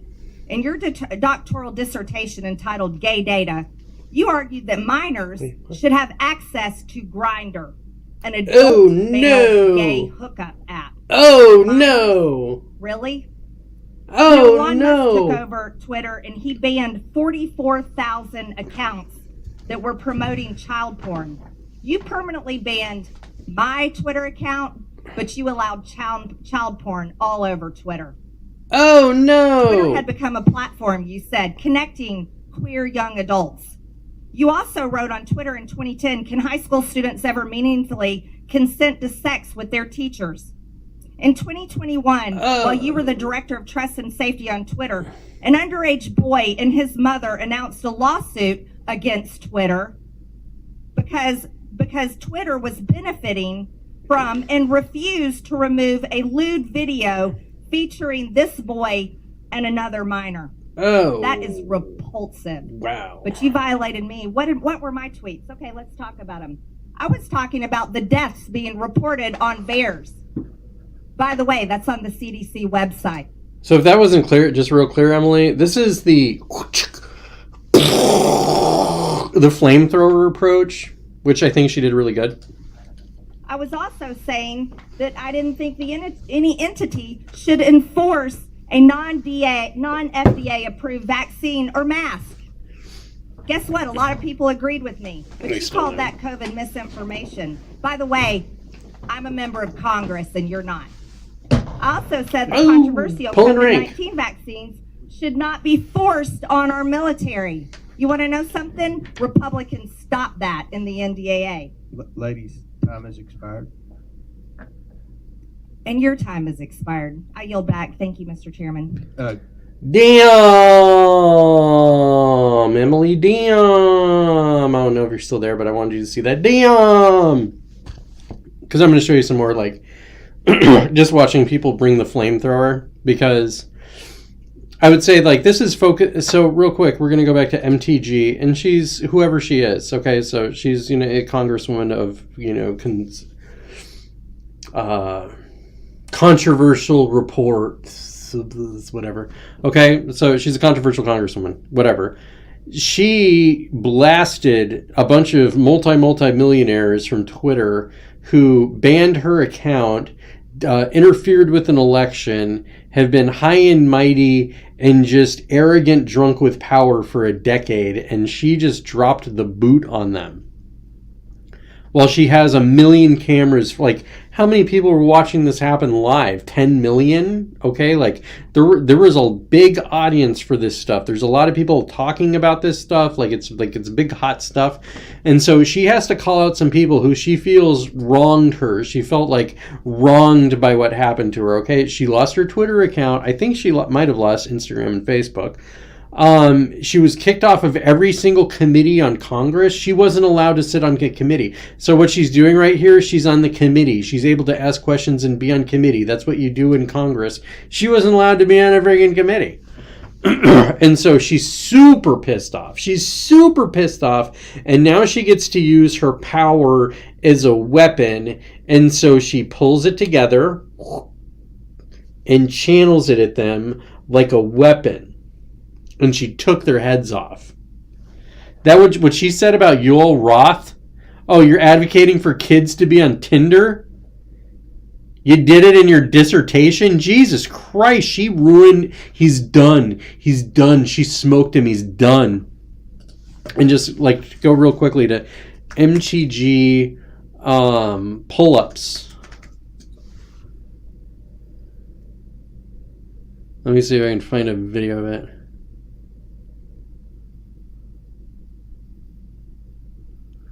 So I'm going to find a video of it.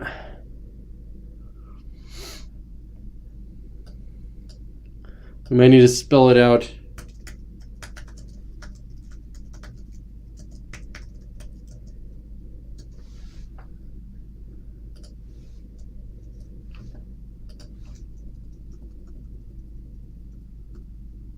Did I spell it right?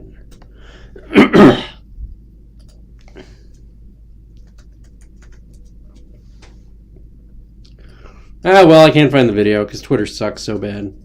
There's videos of her just working out and doing tons of pull-ups. She can do like 8 pull-ups in a row. For a woman in her 40s to do like 8 pull-ups, that says something. Okay, she's really strong. And then there's somebody saying, oh, she goes scorched earth on the treasonous ex-Twitter employees. From Melissa Hansen. 100,000 impressions. That's what that means now. But let's go to another one, because this is from a different angle, okay? So what she did is she brought the lightning and a thunder. This one did a different route, so we'll go representative Twitter, because I don't know her name off the top of my head, but it should populate. Oh, is this woman right here? So we're going to find her name. Nancy Mace. who could probably become president after yesterday's performance. So this is going to be another 5-minute video, which I will show you in its entirety so we can see these powerful women in Congress, these powerful women leaders that we can all look up to and say, damn, these bitches, they don't take no guff. Thank you, Mr. Chairman. The Twitter files were not just about Hunter Biden's laptop. Twitter files make it apparent Twitter worked overtime to suppress accurate COVID information. Dr. Jay Bhattacharya is a professor of medicine at Stanford who once tweeted an article I want to do something real quickly, Emily. So one was like, so I showed you like the MTG, that was the flamethrower. So some of what you're going to be dealing with, and Ray, this is definitely going to be what you're dealing with, and just ladies in general, this is a lot of human interactions. It's called frame control, which is somebody's going to be in one state of mind and somebody's going to be in another state of mind. Best example in the world. You're sitting there, you're enjoying yourself. Somebody's really angry, walks into the room, and everybody's like, you can just feel it shoot through the room, and everybody gets cold and quiet. On the flip side, everybody's just sitting there, you're kind of dead, and then the life of the party shows up and everybody's like, woo! Frame control is a function of, I guess you could say, whoever has the most energy is part of it, but it's also who has the higher argument. And so basically, like, righteous indignation is the most powerful frame there is. Like, if you're coming with righteous fury, then that's like one thing. Now, the way MTG took it and ran with it was kind of like as a battering ram, or like she just bludgeoned the Twitter employees with it, and it was I'm just going to say it was aggressive. It was really aggressive in tone. This is holier, like this is a high and mighty, I have the high ground. Everybody loves this woman after that. People are scared of MTG after that. People love this woman after this, okay? So that's like the difference. Cam is the master of this. I believe that. He seems like it. So let's go back. Thank you, Mr. Chairman. The Twitter files were not just about Hunter Biden's laptop. Twitter files make it apparent Twitter worked overtime to suppress accurate COVID information. Dr. Jay Bhattacharya is a professor of medicine at Stanford who once tweeted an article he wrote about natural immunity. Thanks to Elon Musk's release of the Twitter files, we learned some of his tweets were tagged with the label of Trends Blacklist. Apparently, the views of a Stanford doctor are disinformation to you people. Stanford. I, along with many Americans, have long-term effects from COVID. Not only was I a long hauler, but I have effects from the vaccine. It wasn't the first shot, but it was the second shot that I now developed asthma that has never gone away since I had the second shot. I have tremors in my left hand, and I have the occasional heart pain that no doctor can explain, and I've had a battery of tests. I find it extremely alarming Twitter's unfettered censorship spread into medical fields and affected millions of Americans by suppressing expert opinions from doctors and censoring those who disagree with the CDC. I have great regrets about getting the shot because of the health issues that I now have that I don't think are ever going to go away. And I know that I'm not the only American who has those kinds of concerns. Another example of what Twitter has done to censor folks is from Dr. Martin Kulldorff, a Harvard-educated epidemiologist who once tweeted, COVID vaccines are important for high-risk people and their caretakers. Those with prior natural infection do not need it, nor children. The Twitter files reveal this tweet was deemed false information because it ran contrary to the CDC. So my first question this morning of Ms. Gaddy, may I ask of you, where did you go to medical school? I did not go to medical school. I'm sorry. She's a lawyer. I did not go to medical school. That's what I thought. Why do you think you or anyone else at Twitter had the medical expertise to censor a doctor's expert opinion? Our policies regarding COVID were designed to protect individuals. We were seeing You guys censored Harvard-educated doctors, Stanford-educated doctors, doctors that are educated in the best places in the world, and you silenced those voices. My next question is, did the U.S. government, I have another chart I want to show you, Ms. Gaddy. I have another tweet by someone with a following of a full 18,000 followers. This person put a chart from the CDC On Twitter, it's the CDC's own data, so it's accurate by your standards, and you all labeled this as misleading. You're not a doctor, right, Ms. Gaddy? No, I'm not. Okay. What makes you think you or anyone else at Twitter have the medical expertise to censor actual, accurate CDC data? I'm not familiar with these particular situations. Yeah, I'm sure you're not. But this is what Twitter did. They labeled this as inaccurate. It is the government's own data. It's ridiculous that we're even having to have this conversation today. It's not just about the laptop. This is about medical advice that expert doctors were trying to give Americans because social media companies like Twitter were silencing their voices. I have another question, my last one for you, Ms. Gadd.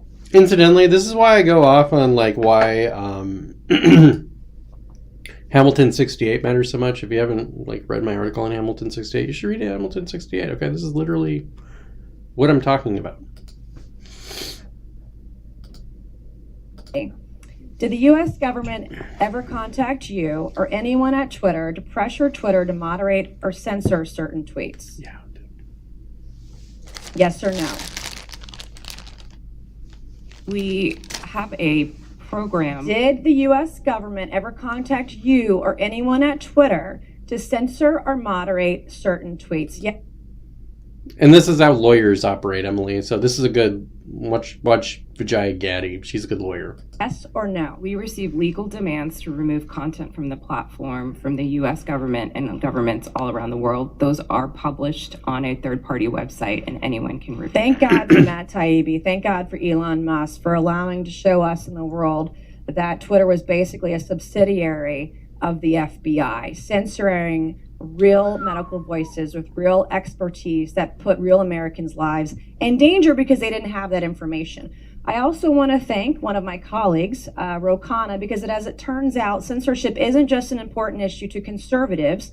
Some of my colleagues on the other side of the aisle, like Ro, found this censorship very concerning, and even wrote to you and the folks at Twitter that he was concerned about the First Amendment being censored. So I want to thank him for speaking up and speaking out about this issue, because this should not be a partisan issue. This should be an issue that's an American issue.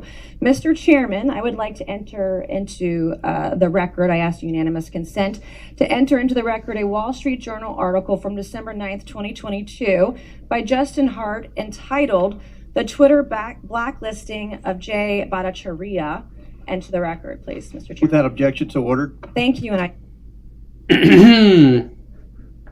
So there was another one, Emily. Not quite as... I should have started with that one and then go into the MGG one because she dropped so many bombs. But I think we're going to do one more real quickly.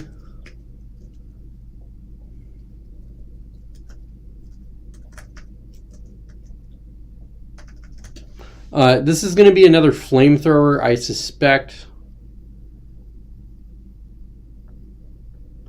And it's so clipped that it does seem like I bet it's probably the flamethrower. So this is going to be Lorraine Boebert and now Lauren Boebert. And so just so we can all remember Lauren Boebert here, I'm going to do another Twitter thing. And part of the reason I'm going to show her is because she's so hated, like she's so freaking hated by the left. And she's so good at what she does. Like her technique is amazing. There's a handful of politicians that are just so freaking good at social media, communications, winning the game. AOC is a good example of them. Then you have like Lauren Boebert and Matt Gaetz and Donald Trump. Barack Obama was good before like Donald Trump changed the game, but like Boebert's as good as it gets. She's really, really, really good at it. Whoops, where was I going? No, but that's not what I was searching for. I was searching for a different Boebert, so it's Boebert, Jesus, AR-15. Which, if I hope I can find the video, because it's literally the greatest thing that has ever happened ever. This is the video if it's the whole thing.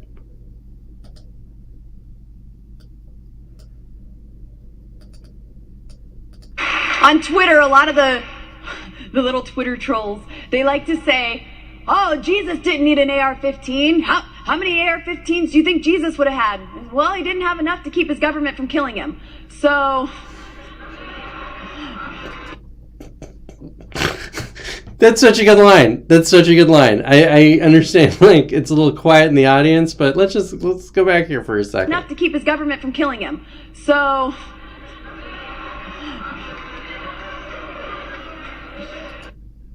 She nailed it. So she's really, really good at things like that. So I want to see how she handled this situation. I have not actually watched this video. So this is me just calling a shot of, I think this is somebody who probably did really good frame control, which is a lot of what we're talking about here. So, and I bet she torched him, and I bet there's great one-liners. Chairman, Mr. Matt Taibbi, a respected reporter who published much of the Twitter files, said, quote, Twitter's contact with the FBI was constant and pervasive, as if it were a subsidiary. Now, I want to better understand why he would suggest that. Mr. Roth, while at Twitter, how many meetings did you have with the FBI? I couldn't say for sure, but I would More say than 10? That's a More than reasonable 20? estimate. I couldn't say for sure. More than 50? That seems a bit high. Many meetings with the FBI. Well, she's pissed, by the way. So this is like, look at just how angry she's at. You can see it in her voice and her stuff, and it's that's it. That's basically it. And it's just, there's different tells for how angry she is, because she's like cutesy tiny. Like, she's a little person. She's a really like little tiny person. MTG's short, but she's like pretty stout and can do all kinds of stuff. Gotta go, Bay. Glad it was informative. I love your face. I'm gonna go ahead and still do this Bobert thing, and then I'm probably gonna bounce, because it's time for me to bounce. Love you. Angels on your pillow. we know how many FBI agents worked at Twitter while you were there? I don't believe any active FBI agents. Former FBI agents. How many worked there while you were there? I'm aware of perhaps 2. Well, Also, look at how fast she's going. Okay, she knows she's like, the clock is ticking, she's got 5 minutes, and she's like, oh, hey, blah, blah, blah. Like, look at how fast she, like, course corrects to just nail Roth. We know of at least 9 because they started the BU group chat, BU for Bureau. Now, Mr. Roth, did the FBI ever ask you to share information like users' communication data without going through proper legal channels? No, they did not, and I would have refused if they had. That's correct. I see that you denied Agent Chan's request for access to Twitter's data feed. What's sick isn't that you would deny it. It's that the FBI would even ask you for the private data of American citizens without going through legal channels of the law. Now, I want to remind you, Mr. Roth, that you are under oath. Did the FBI ever ask you to do anything that was illegal or questionably legal? I'm not a lawyer, but certainly not to the best of my recollection or knowledge. Now, from the hearing that I've been a part of today, it's almost impossible to tell where the FBI ends and where Twitter begins. We have Mr. Baker here, a former FBI agent, and there seems to be a revolving door between the FBI and Twitter itself. Even Mr. Baker said that there was no collusion with the federal government and Twitter. But Mr. Baker, that's you. You are the collusion between the federal government and the FBI. And now with it, this is such a problem because we're seeing censorship all over. Mr. Roth, Miss Gaddy, did either of you approve the shadow banning of my account at Lauren Boebert? Yes or no? No, I did not. Not to the best of my recollection. Well, let me refresh your memory, because on March 12th, 2021, and Mr. Roth, I know you looked at it because Fascist Twitter 1.0 had a public interest exceptions policy, which means for members of Congress to be shadow banned, it had to go before you, Mr. Roth. So I'll ask again, did you shadow ban my account? Yes or no? Again, not to the best of my recollection. So the answer is, Mr. Roth, yes, you did. I found out last night from Twitter staff that you suppressed my account for this tweet. It's a freaking joke about Hillary Clinton being angry that she couldn't rig her election. It's a joke, but in response, being the sinister overlords that you all are, you placed a 90-day account filter so I could not be found. And now we see here that Twitter staff said the visibility filter on my account excluded me from top searches, prevented notifications for non-followers, and much more. This is considered an aggressive visibility filter. You silenced members of Congress from communicating with their constituents. You silenced me from communicating with the American people over a freaking joke. Now, who the hell do you think that you are? Election interference? Yeah, I would say that was taking place because of you four sitting here. The Hunter Biden laptop story was suppressed. A sitting member of Congress was suppressed. A sitting president was banned from Twitter. You know, I bet that Putin is sitting in the Kremlin wishing he had as much election interference as you four here today. We've heard about threats to democracy. Well, what about shutting down a duly elected member of Congress? This is fundamental to our nation's governance, and you all attacked that very foundation. 230 protections? Well, those are for publishers, not for editors. And it's clear you were not acting as publishers, you were acting as editors. And Mr. Chairman, I think it's far past time that we remove 230 protections for big tech platforms who are abusing this protection. And let me just say, I'm not angry for myself. I'm not angry because I was silenced. I can reach out to Elon and to his staff and I can see what's happened. And I can sit here today and hold you all in account. I am angry for the millions of Americans who were silenced because of your decisions, because of your actions, because of your collusion with the federal government. They can't reach out to Elon. They can't sit here today and hold you into account. We don't know where the FBI ends and Twitter begins. But I do want to thank Elon Musk for firing you four and saving free speech and even Twitter. Mr. Chairman, I yield.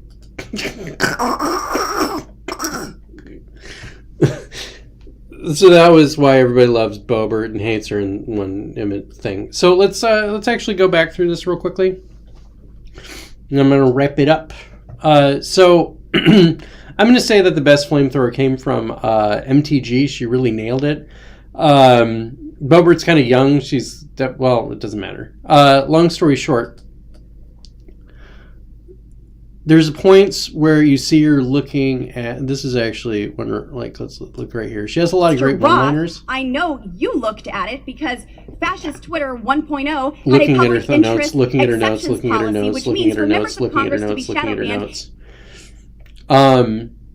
I would say that Bay, if you're going to get in, and also Ray, like if you're going to have a difficult interaction with somebody you don't like, maybe that person's your kid, you do scripts. Okay, do some scripts. If you got your one-liners, if you got your I don't know where the FBI starts and Twitter begins. Look in a mirror and deliver that line 1,000 times. Okay, that's a joke. Write it on a piece of paper. Just write on a piece of paper and just be like, I don't know where Twitter ends and the FBI begins. Until it just rolls off your tongue.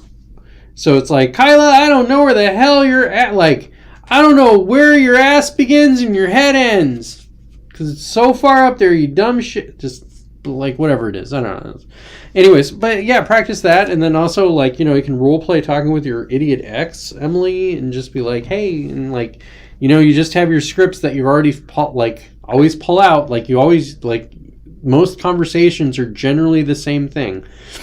And so an example is I'm a real estate agent, so I'm like, hey, I find there's two types of people who come to open houses. People who are looking to buy one and people who are looking to rob one. Which type are you?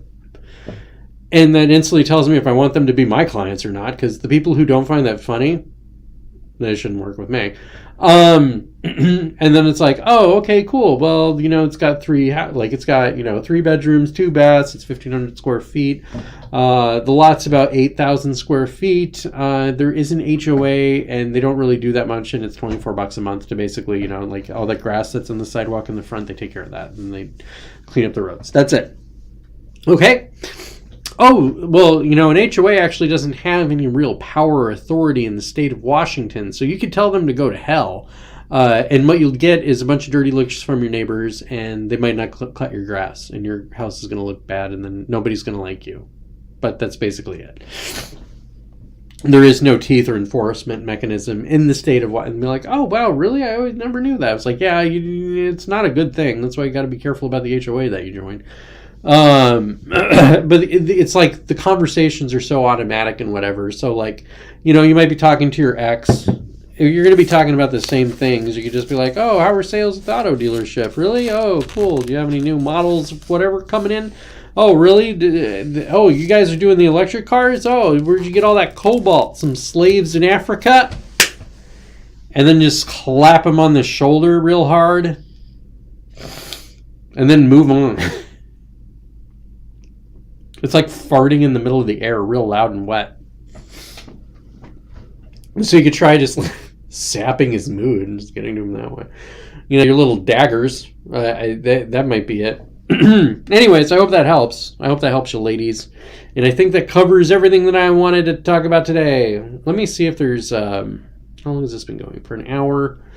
Emily's gone. Nobody's here. There's nobody here watching. There was some big thing that happened that I wanted to talk about. Maybe we'll talk a little bit about news and stuff. There was something about ChatGPT, but I don't remember what it was. Doesn't matter. Lauren Boebert, Congress. My nose is snotty. There was something as Biden State of the Union. Maybe we could talk about Biden's State of the Union. So Biden delivered the State of the Union. I watched some of it.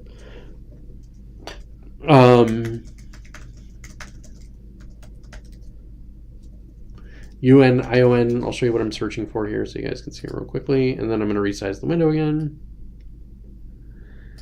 And so here's where we have the game called Republicans and Democrats, ladies and gentlemen. And the way that game works is Republicans will say this is terrible and Democrats will say this is great in the end. But let's look at this real quickly because, you know, I like shitting on Biden. Build the economy from the bottom up and the middle out, not from the top down. To build an economy from the bottom up and the middle out, not from the top down. When the middle class grows, the poor have a way up and the wealthy do very well. Because when the middle class does well, the poor have a ladder up and the wealthy still do very well. Our infrastructure is ranked 13th in the world. The United States of America, 13th in the world in infrastructure, modern infrastructure. We'll build a national network of 500,000 electric vehicle charging stations. We're going to build 500,000 electric vehicle charging stations. You'll see a field of dreams. Literally a field of dreams. 10,000 new jobs. It's going to create 10,000 jobs in those factories. Okay, I'm just saying the same thing over again. The State of the Union, man.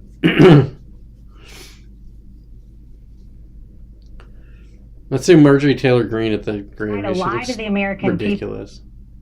Look at that coat. Well, I thought it was pretty impressive that the where she was like heckling him. I was going to point out how Joe Biden is clearly on medication. Instead of making the wealthy pay their fair share, some Republicans want Medicare and Social Security to sunset. I'm not saying it's a majority. That's bullshit, by the way. So what he just said is not true. Some Republicans, like, what Republicans want to get rid of Social Security and Medicare, literally? Like, what Republican would ever run on that ever? Even, like, paying into the system for 40 years, and then it's like, we're just going to take all of your money. Is that how Congress works? So, boo! Anybody who doubts it, contact my office. I'll give you a copy. I'll give you a copy of the proposal. That means Congress doesn't vote. Well, I'm glad to see you. No, I tell you, I enjoy conversion. You know, it means if Congress doesn't keep the programs the way they are, they'd go away. Other Republicans say, I'm not saying it's a majority of you. I don't even think it's even a significant, but it's being proposed by individuals. I'm not politely not naming them, but it's being proposed by some of you. Look. Poor Kamala. Folks, she thought she was going to get a cakewalk. The idea is she can't believe this is happening. We're not going to be. And McCarthy can't believe this is happening. Threatened to default on the debt if we don't respond. And Joe doesn't know this is happening. Folks, Wait, what did he say? No, start here, Nate. Is that we're not going to be moved into being threatened to default on the debt if we don't respond, folks. The debt limit show, whatever. Anyways, I was gonna beat up on Joe Biden, but I just don't feel like it right now, to be quite honest. Like, it doesn't sound like fun or appealing to me. Can we talk about some drama? Let's wrap out the show with, let's finish up the show with some drama. Because I like drama. I gotta be honest. I enjoy drama. I find it to be hilarious. It's always a good time when there's drama to be about. Kitty cats. Little kitty cats. I actually am curious why Dolly is trending. That's pretty. Dolly 2 is trending. Taught a bunch of 5th graders ChatGPT. Here's some Dolly doing stuff. Here's some Dolly doing stuff. Oh, I thought I would share this with you guys. Insert Desert Bloom and generated outpainted with Dolly 2. You can use these tools together and it's pretty neat. I was going to show... Wow, that's pretty neat. Look at that. So I always leave the little Dolly 2 marks at the bottom because I actually want people to know that I'm using Dolly when I make the art in the Substack articles that I use. Okay, it just seems like people are talking about it. There's nothing really big. Let's go to Eliza. I don't know why that's trending. That's disgusting. So this is somebody named Eliza Blue who's become...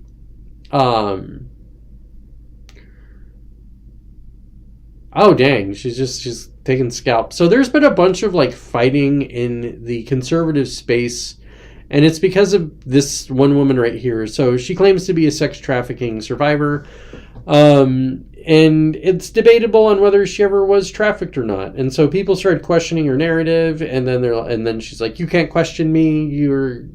I'm going to report you to Twitter and mass report you." So their accounts got shut down, and then they're like, "This lady shut down our accounts for looking into her past." And so the internet was like, okay. And so they dug into her past, and a whole bunch of stuff wound up showing up, and it didn't look good. And so people are like, "Hey, Tim Pool, why don't you talk about her?" And then Tim Pool's like, "I'm not going to get involved with this or talk about this." And so then people threw thousands of dollars Tim Pool's way in his super chats to talk about it, and then he didn't. And then that exploded into a gigantic story where the entire internet right wing is at war with each other. And everybody's pissed off at each other. Everybody on the internet right is fighting right now. And it's breaking up into little camps. And it's the funniest damn thing to watch.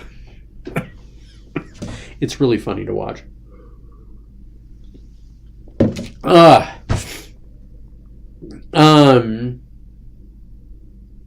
And so then Tim Pool yelled at his viewers, and then Candace Owens doing her Candace Owens thing, and then there's the Quartering doing his thing. This guy's always at the center of right-wing drama because he's a bit of a drama channel.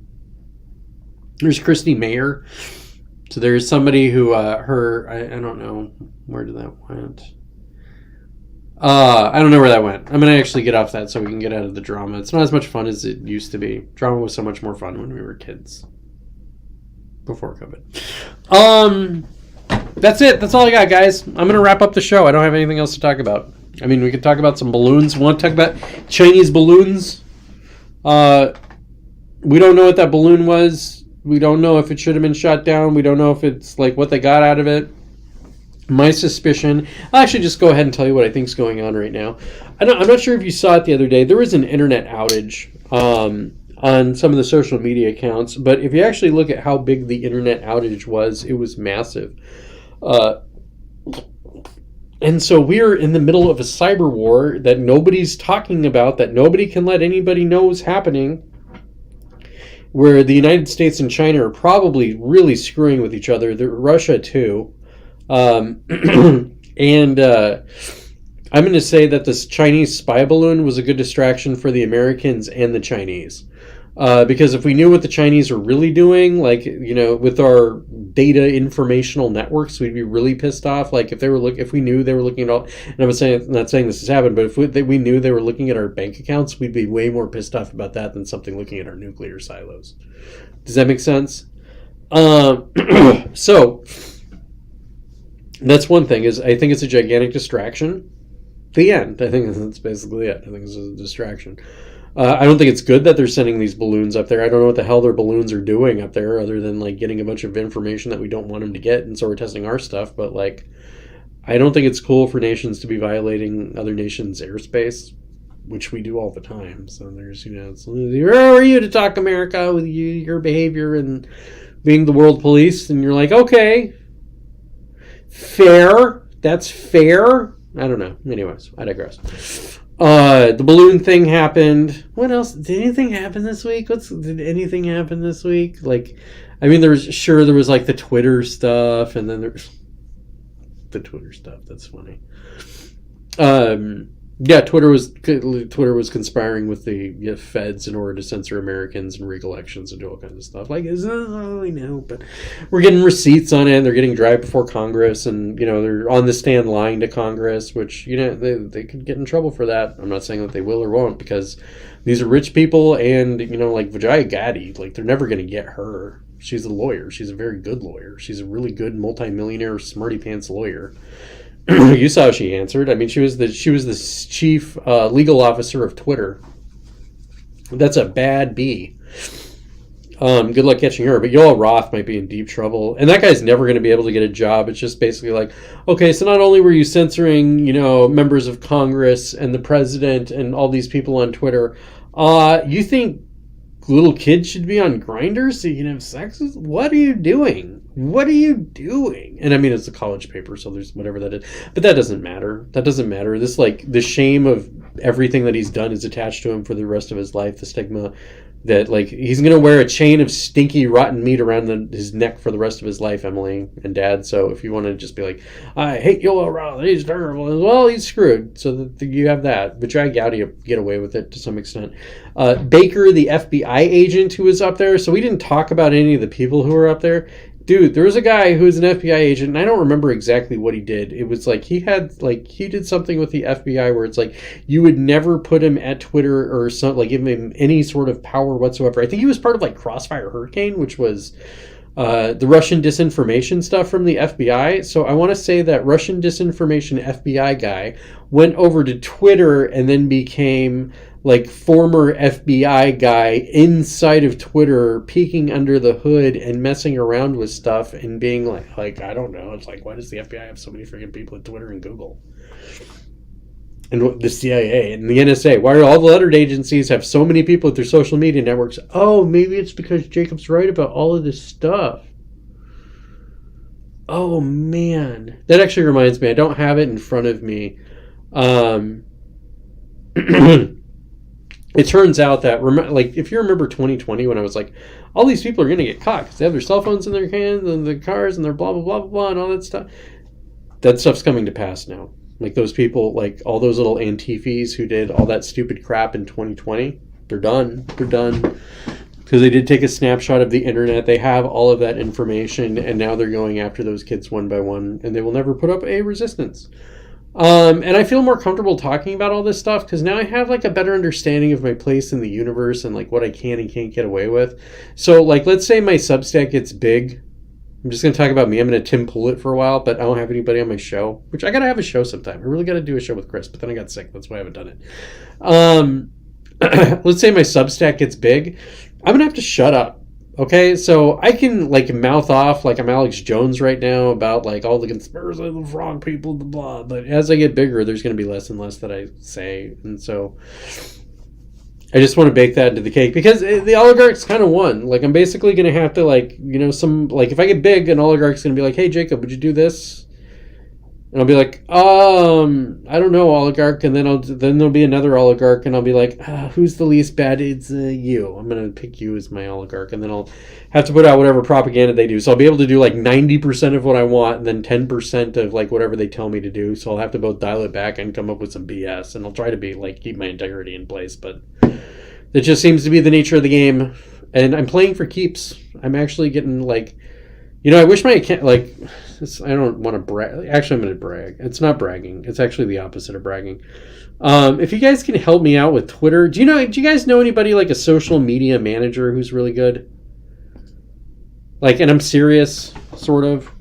who's also free, like somebody who's good at it and free, and they'll just like tell me what I'm doing wrong. Because there's mine, and so it's like it's colorful. I think the color is good, but there needs to be like, come on board, look at this plane. I took a picture because it's like a nice Boeing plane, and like if you look at the lines of this picture, I'm pretty proud. I took this myself when we were flying to New Mexico. But basically, you had to clean this up. I think I need to get rid of the hearts and the crap in the background. Like Twitter don't like that none. But like there's my accounts, like I'm following 326 and I got 208 followers, and man, if I hadn't deleted my old account, there'd be like a 0 there. I'd have like, actually I'd have thousands. I'd probably be at 10,000 right now if I hadn't deleted it. Oh well, and so now I have to crawl back up from like everything that we've learned about Hamilton 68 and like the way Twitter works and like what's in the Twitter files. I have to like crawl my way back out of the swamp to get back up. But dude, some of these are bad mofos. Like I'm not going to show you who's following me, but like if you actually knew these people and who they were up to, Jesus jumped up Christ of, you know, industrialist billionaires who were going to fix America. So I want to be part of that. That's going to be that's going to be my tribe. My tribe's going to be like billionaire ass industrialists who are like, you know what we're going to do? We're going to bring the middle class and industry back to the United States, and we're going to make a bunch of good United States stuff. And I'll be like, F yeah, the United States. Because what else am I going to choose? Okay, like what else am I going to do? Global, the UN. No, I'm not going to do anything with the UN. They're just going to go to Haiti and rape a bunch of kids. Google that. Google it. Like, UN rapes kids in Haiti. And then tell me about how good the UN is and how good the globalists are and the World Bank and all this other stuff. They're all awful. So I might as well just go with the one that brought me. You know, might as well just go with Big Daddy America. You know, that's an easy one. I'll sell America to people. I'll be like, man, you know, the United States, this place is awesome. You know why it's so awesome? Because it's awesome. Look at everything we do. Hey, have you ever heard of something called Google? You ever heard of Microsoft? How about that plane you fly on? All that shit's America, bitch. And then they'll be like, oh man, he's serious. And so I'll do that. I'll just be that. I'll just be an American propagandist. Hurrah, America! Well, still like calling out America, because we do have a problem with the pharmaceutical companies. Like, Jesus the Christ. The pharmaceutical companies in the United States of America are like the worst, like one of the worst corporate entities on planet Earth. They're up there with like Chinese mining companies. Anyways, I'm going to go. I hope you have a great week. I hope this video was helpful for you. I hope you take a look at AI artwork and AI stuff and how it all works together and just use it. Please use it just every once in a while, even if you're just joking around. Do some jokes. Be like, hey, ChatGPT, tell me a poem of Kamala Harris and Pikachu falling in love while they're at an Italian restaurant watching Lady and the Tramp. And I'll do it right now. I'll just be like, and we'll look at it right here. Chat GPT, tell me a wait, no, cancel. No, that was wrong. That was all wrong. Jesus, am I still live? Jesus. There, we're back. Somehow I'm still alive. So, Chat GPT, write me a quick romantic and silly story about Vice President Kamala Harris falling in love with Pikachu at a date at an Italian restaurant while watching Lady and the Tramp. Not Trump, Tramp. Here, I'll show you real quick. Boop-a-boop. Pictures, doop. Then we go here. Boop.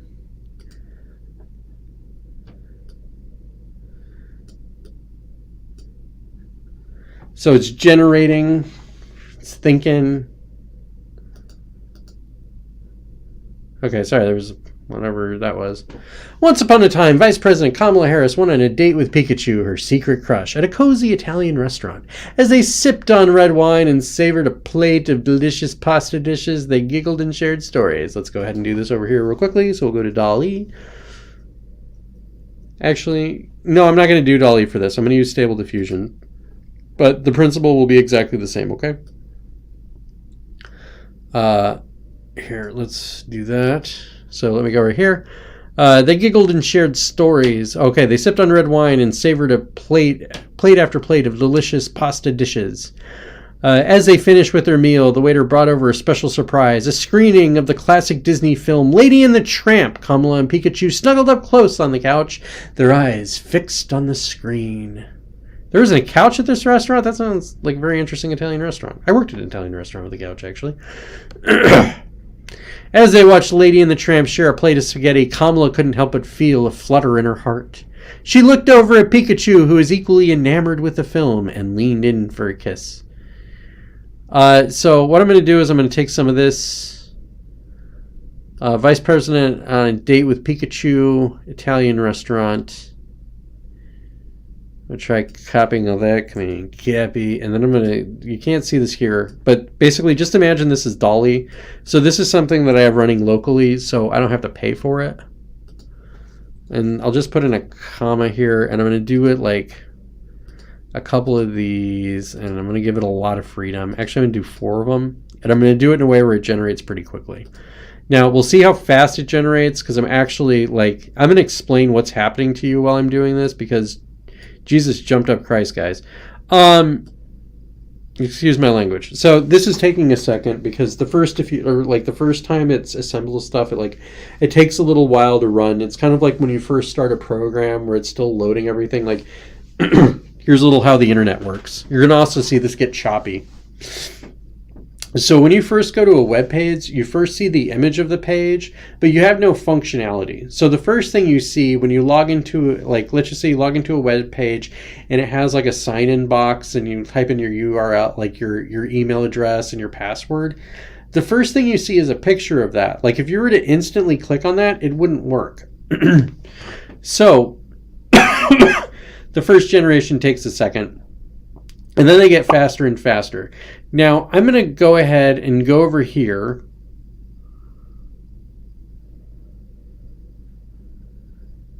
I'm going to add a little bit of context. So as you can see, that's just Kamala with a regular person, which is freaking amazing. From Pokemon.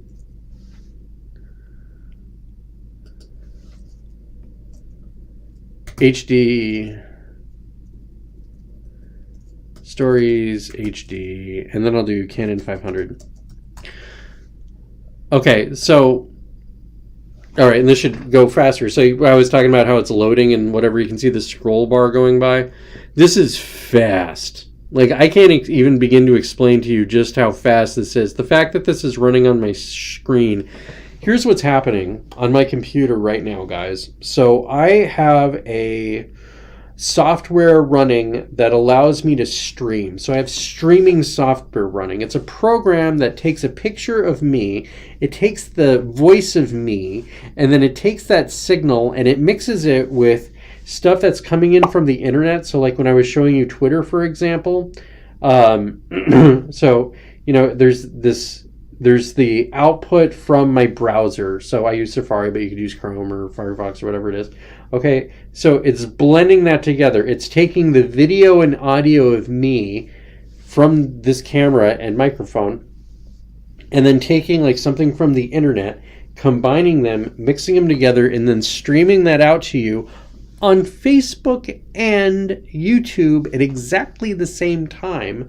Well, simultaneously, it is pulling a bunch of information from the internet to try and figure out what a picture of Vice President Kamala Harris went on a date with Pikachu from Pokemon, her secret crush at a cozy Italian restaurant. As they sipped on red wine and savored plate after plate of delicious pasta dishes, they giggled and they shared stories. HD Canon 500.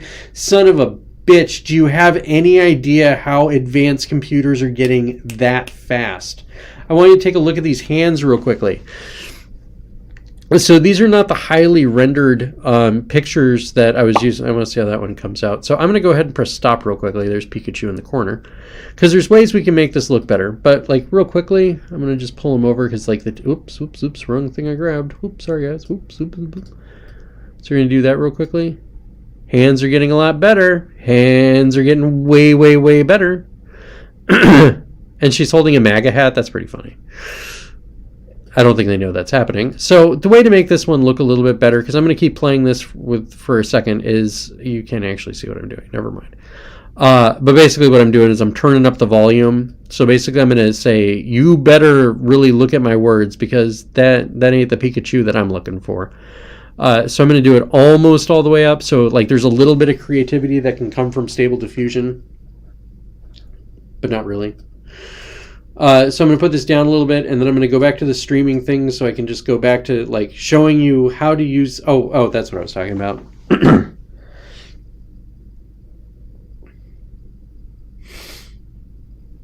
What was the idea from this morning?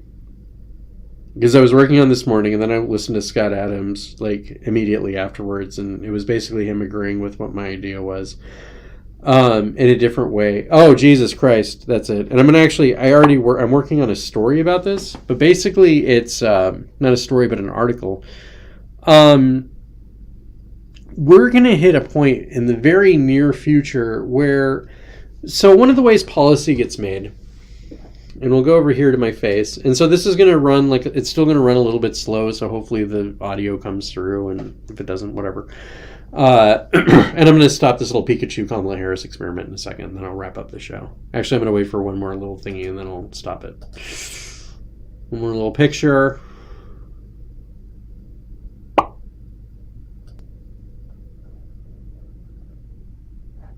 Oh, damn. Hot damn.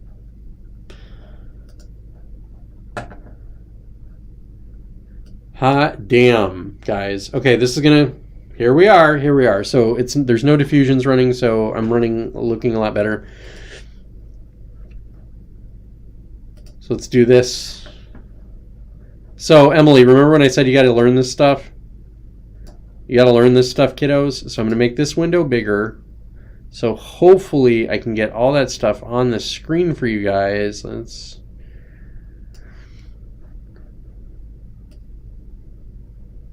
You're not going to get all the words, okay? But you get all the image, so please bear with me.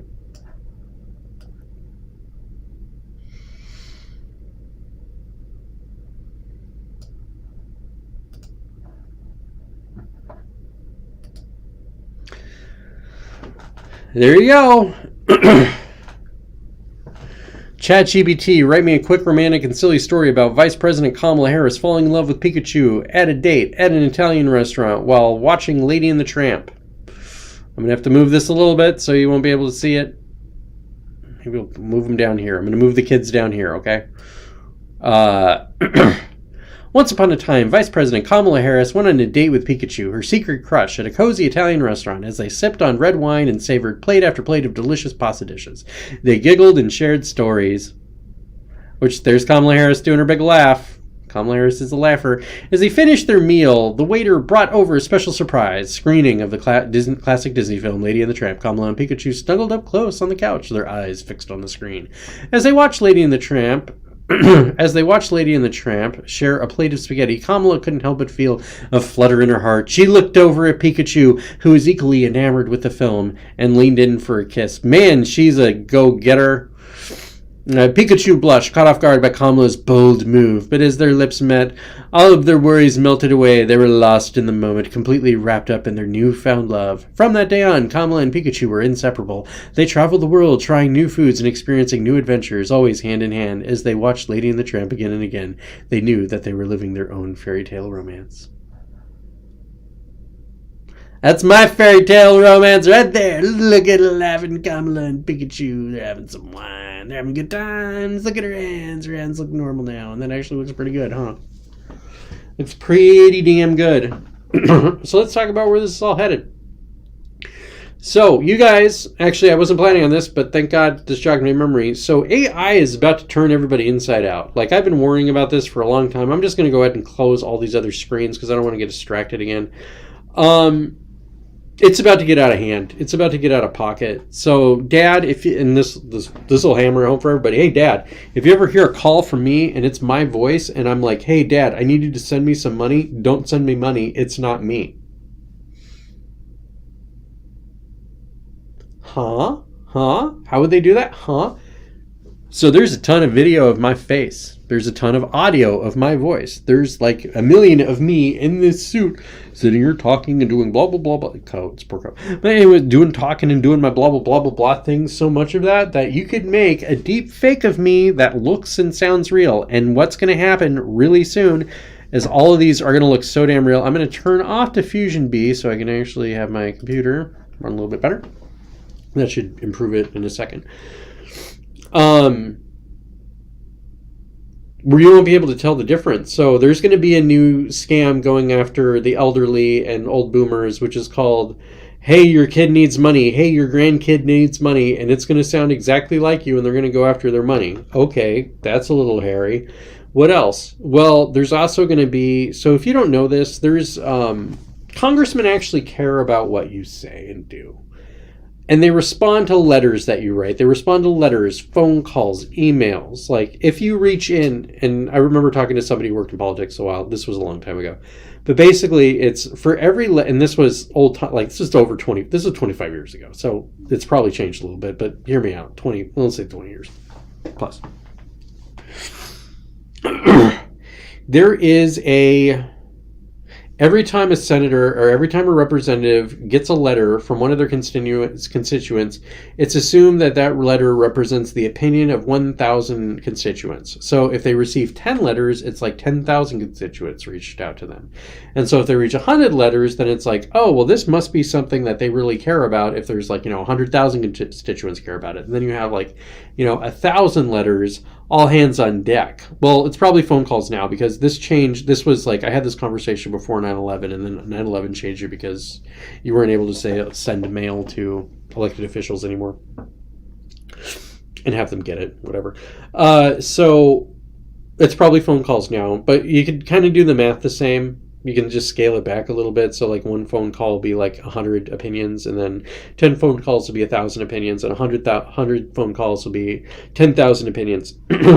And so if a representative has 100 people calling their office, well, the people might care about that. They might not hear about it. If 1,000 people call that senator or representative's office, that senator or representative is going to hear about it. Okay, they're definitely going to hear about it. If 10,000 people call, they're going to be in front of the media on the steps of Congress. Oh my God, my constituents! I am going to deal with this. Emily, how many fake profiles do you think we could make with AI and artificial intelligence and computers? So let's just say there's a voice called Sassy Cat. Okay, there's going to be a Sassy Cat voice. And so you write a program, because we're going to have no code programming already today. You can already do this you can do this today. It's called, it's OpenAI's Codex. Just look for OpenAI's Codex. If you want to become a billionaire, learn that. Okay, so, all the millions of things you have to learn.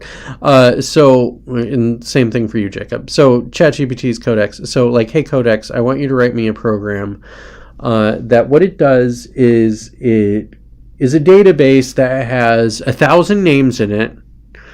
And I want you to randomly select names from the phone book in this district.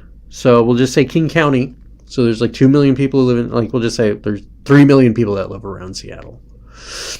I think it's 4, but it depends on how big King County is. But we'll just say King County. Let's just say it's King County. It's 2 million people. So I need you to pull a list of 10,000 names from King County. Okay. And then what I need you to do is create 10,000 fake phone numbers. I don't know how you would do this part of it, but I'm sure you could do this, and I'm sure it's illegal. So there's that. So you do all those phone numbers. Or you have some sort of spoofer where it's you hide the phone number so they can't tell who called. And so it's going to be a mix of real numbers and fake numbers.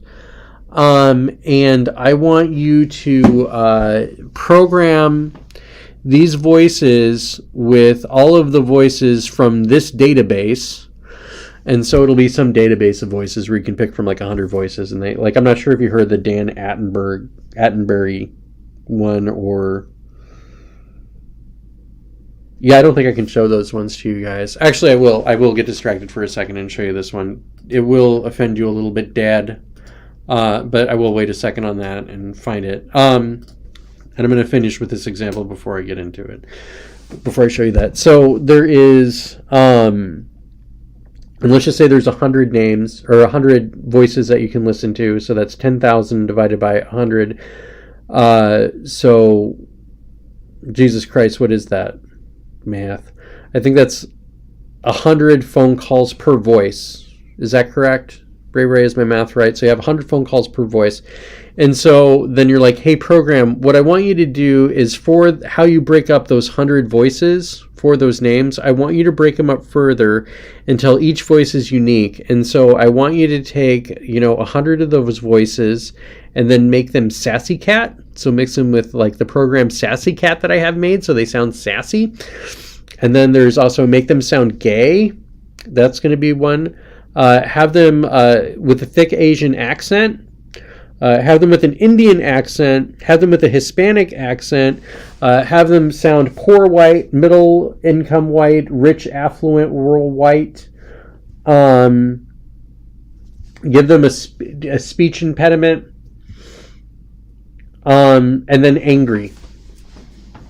So you just add those flavors to it, and then boom, you just got 10,000 unique voices.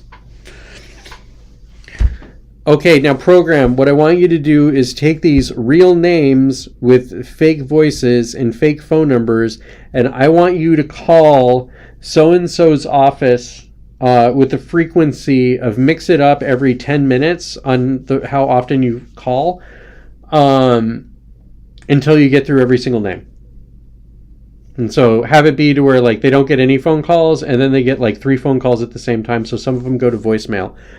Oh, and also connect this to, some, we'll just say ChatGPT or chatbot that's controlling the voice in real time, and then have them analyze the conversation in real time so it's converting what the staffers in so-and-so's office are saying, and then have it respond like a real thing to like already programmed text, and then just have the flavor, and then have them stick to the script 90% of the time. And you just got a bill passed. Do you get that? Do you get that? Do you get what I just said? Do you get what I just said? So there's another. It's going to be nefarious. Like you can't imagine how much AI is about to change everything this year.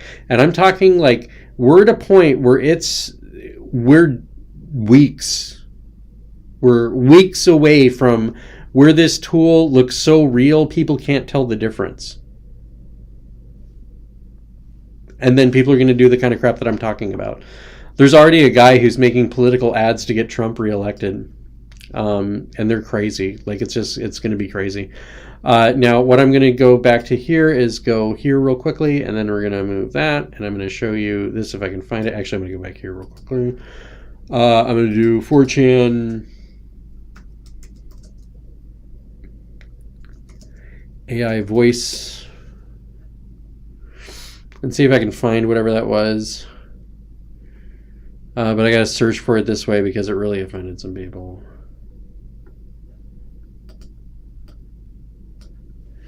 .4chan Obi-Wan Kenobi voice. Let's backtrack a little bit. Take voice out of there.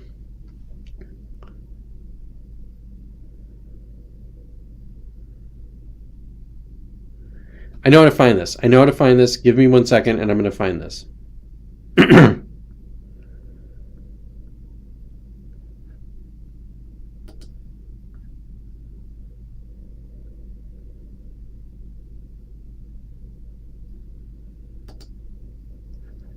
So there's that. I'm not going to play this for you because it is really offensive. Now, I'm going to play something for you that is less offensive. And listen to this, okay? Seriously, just... If I can find it, there's so much S posting on there now. I hate 4chan threads.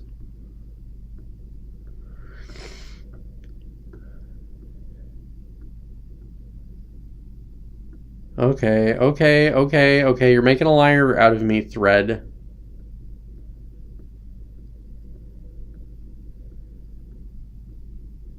Okay, I'm gonna pause. I'm gonna close the screen here.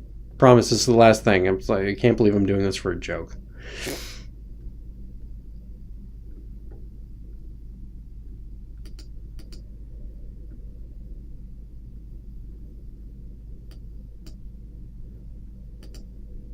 Mein Kampf by Adolf Hitler. Read by Emma Watson. Oh, man. The Jewish doctrine of Marxism rejects the aristocratic principle of nature. You know, maybe that's why everybody's mad at Harry Potter game. John, is it true you're hitting your wife? And I always tell them, yeah, I do. A firm backhand to the mouth. But it's never without reason.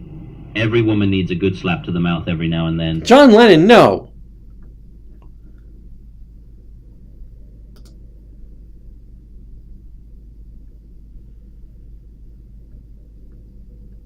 Let me see. There's one. If I could.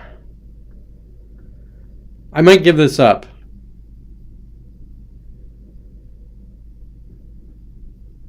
Mobius himself. The snake had made it clear to me what this might portend. Oh, we can't let that play without it changing things.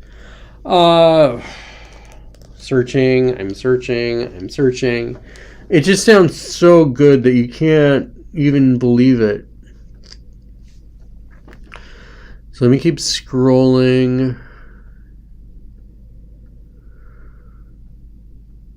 Let me keep scrolling because there's just so much. Jesus, there's 4chan guys. Or Akung or whatever. This is a giant thread. I effing love 4chan. 4chan combined with Twitter is like so freaking overpowered. Okay, it's the old Obi-Wan Kenobi from the old Star Wars movie, and his voice is absolutely perfect. And he's talking about smashing that ass, Emily, and it sounds exactly like him, like it's from the movie. There's no like the cadence is perfect. It sounds like it's like, you know, they took the words that they had him say, but it's said exactly in the same way he would say that, like the tonation, like all of it's the same. It's perfect. It's perfect.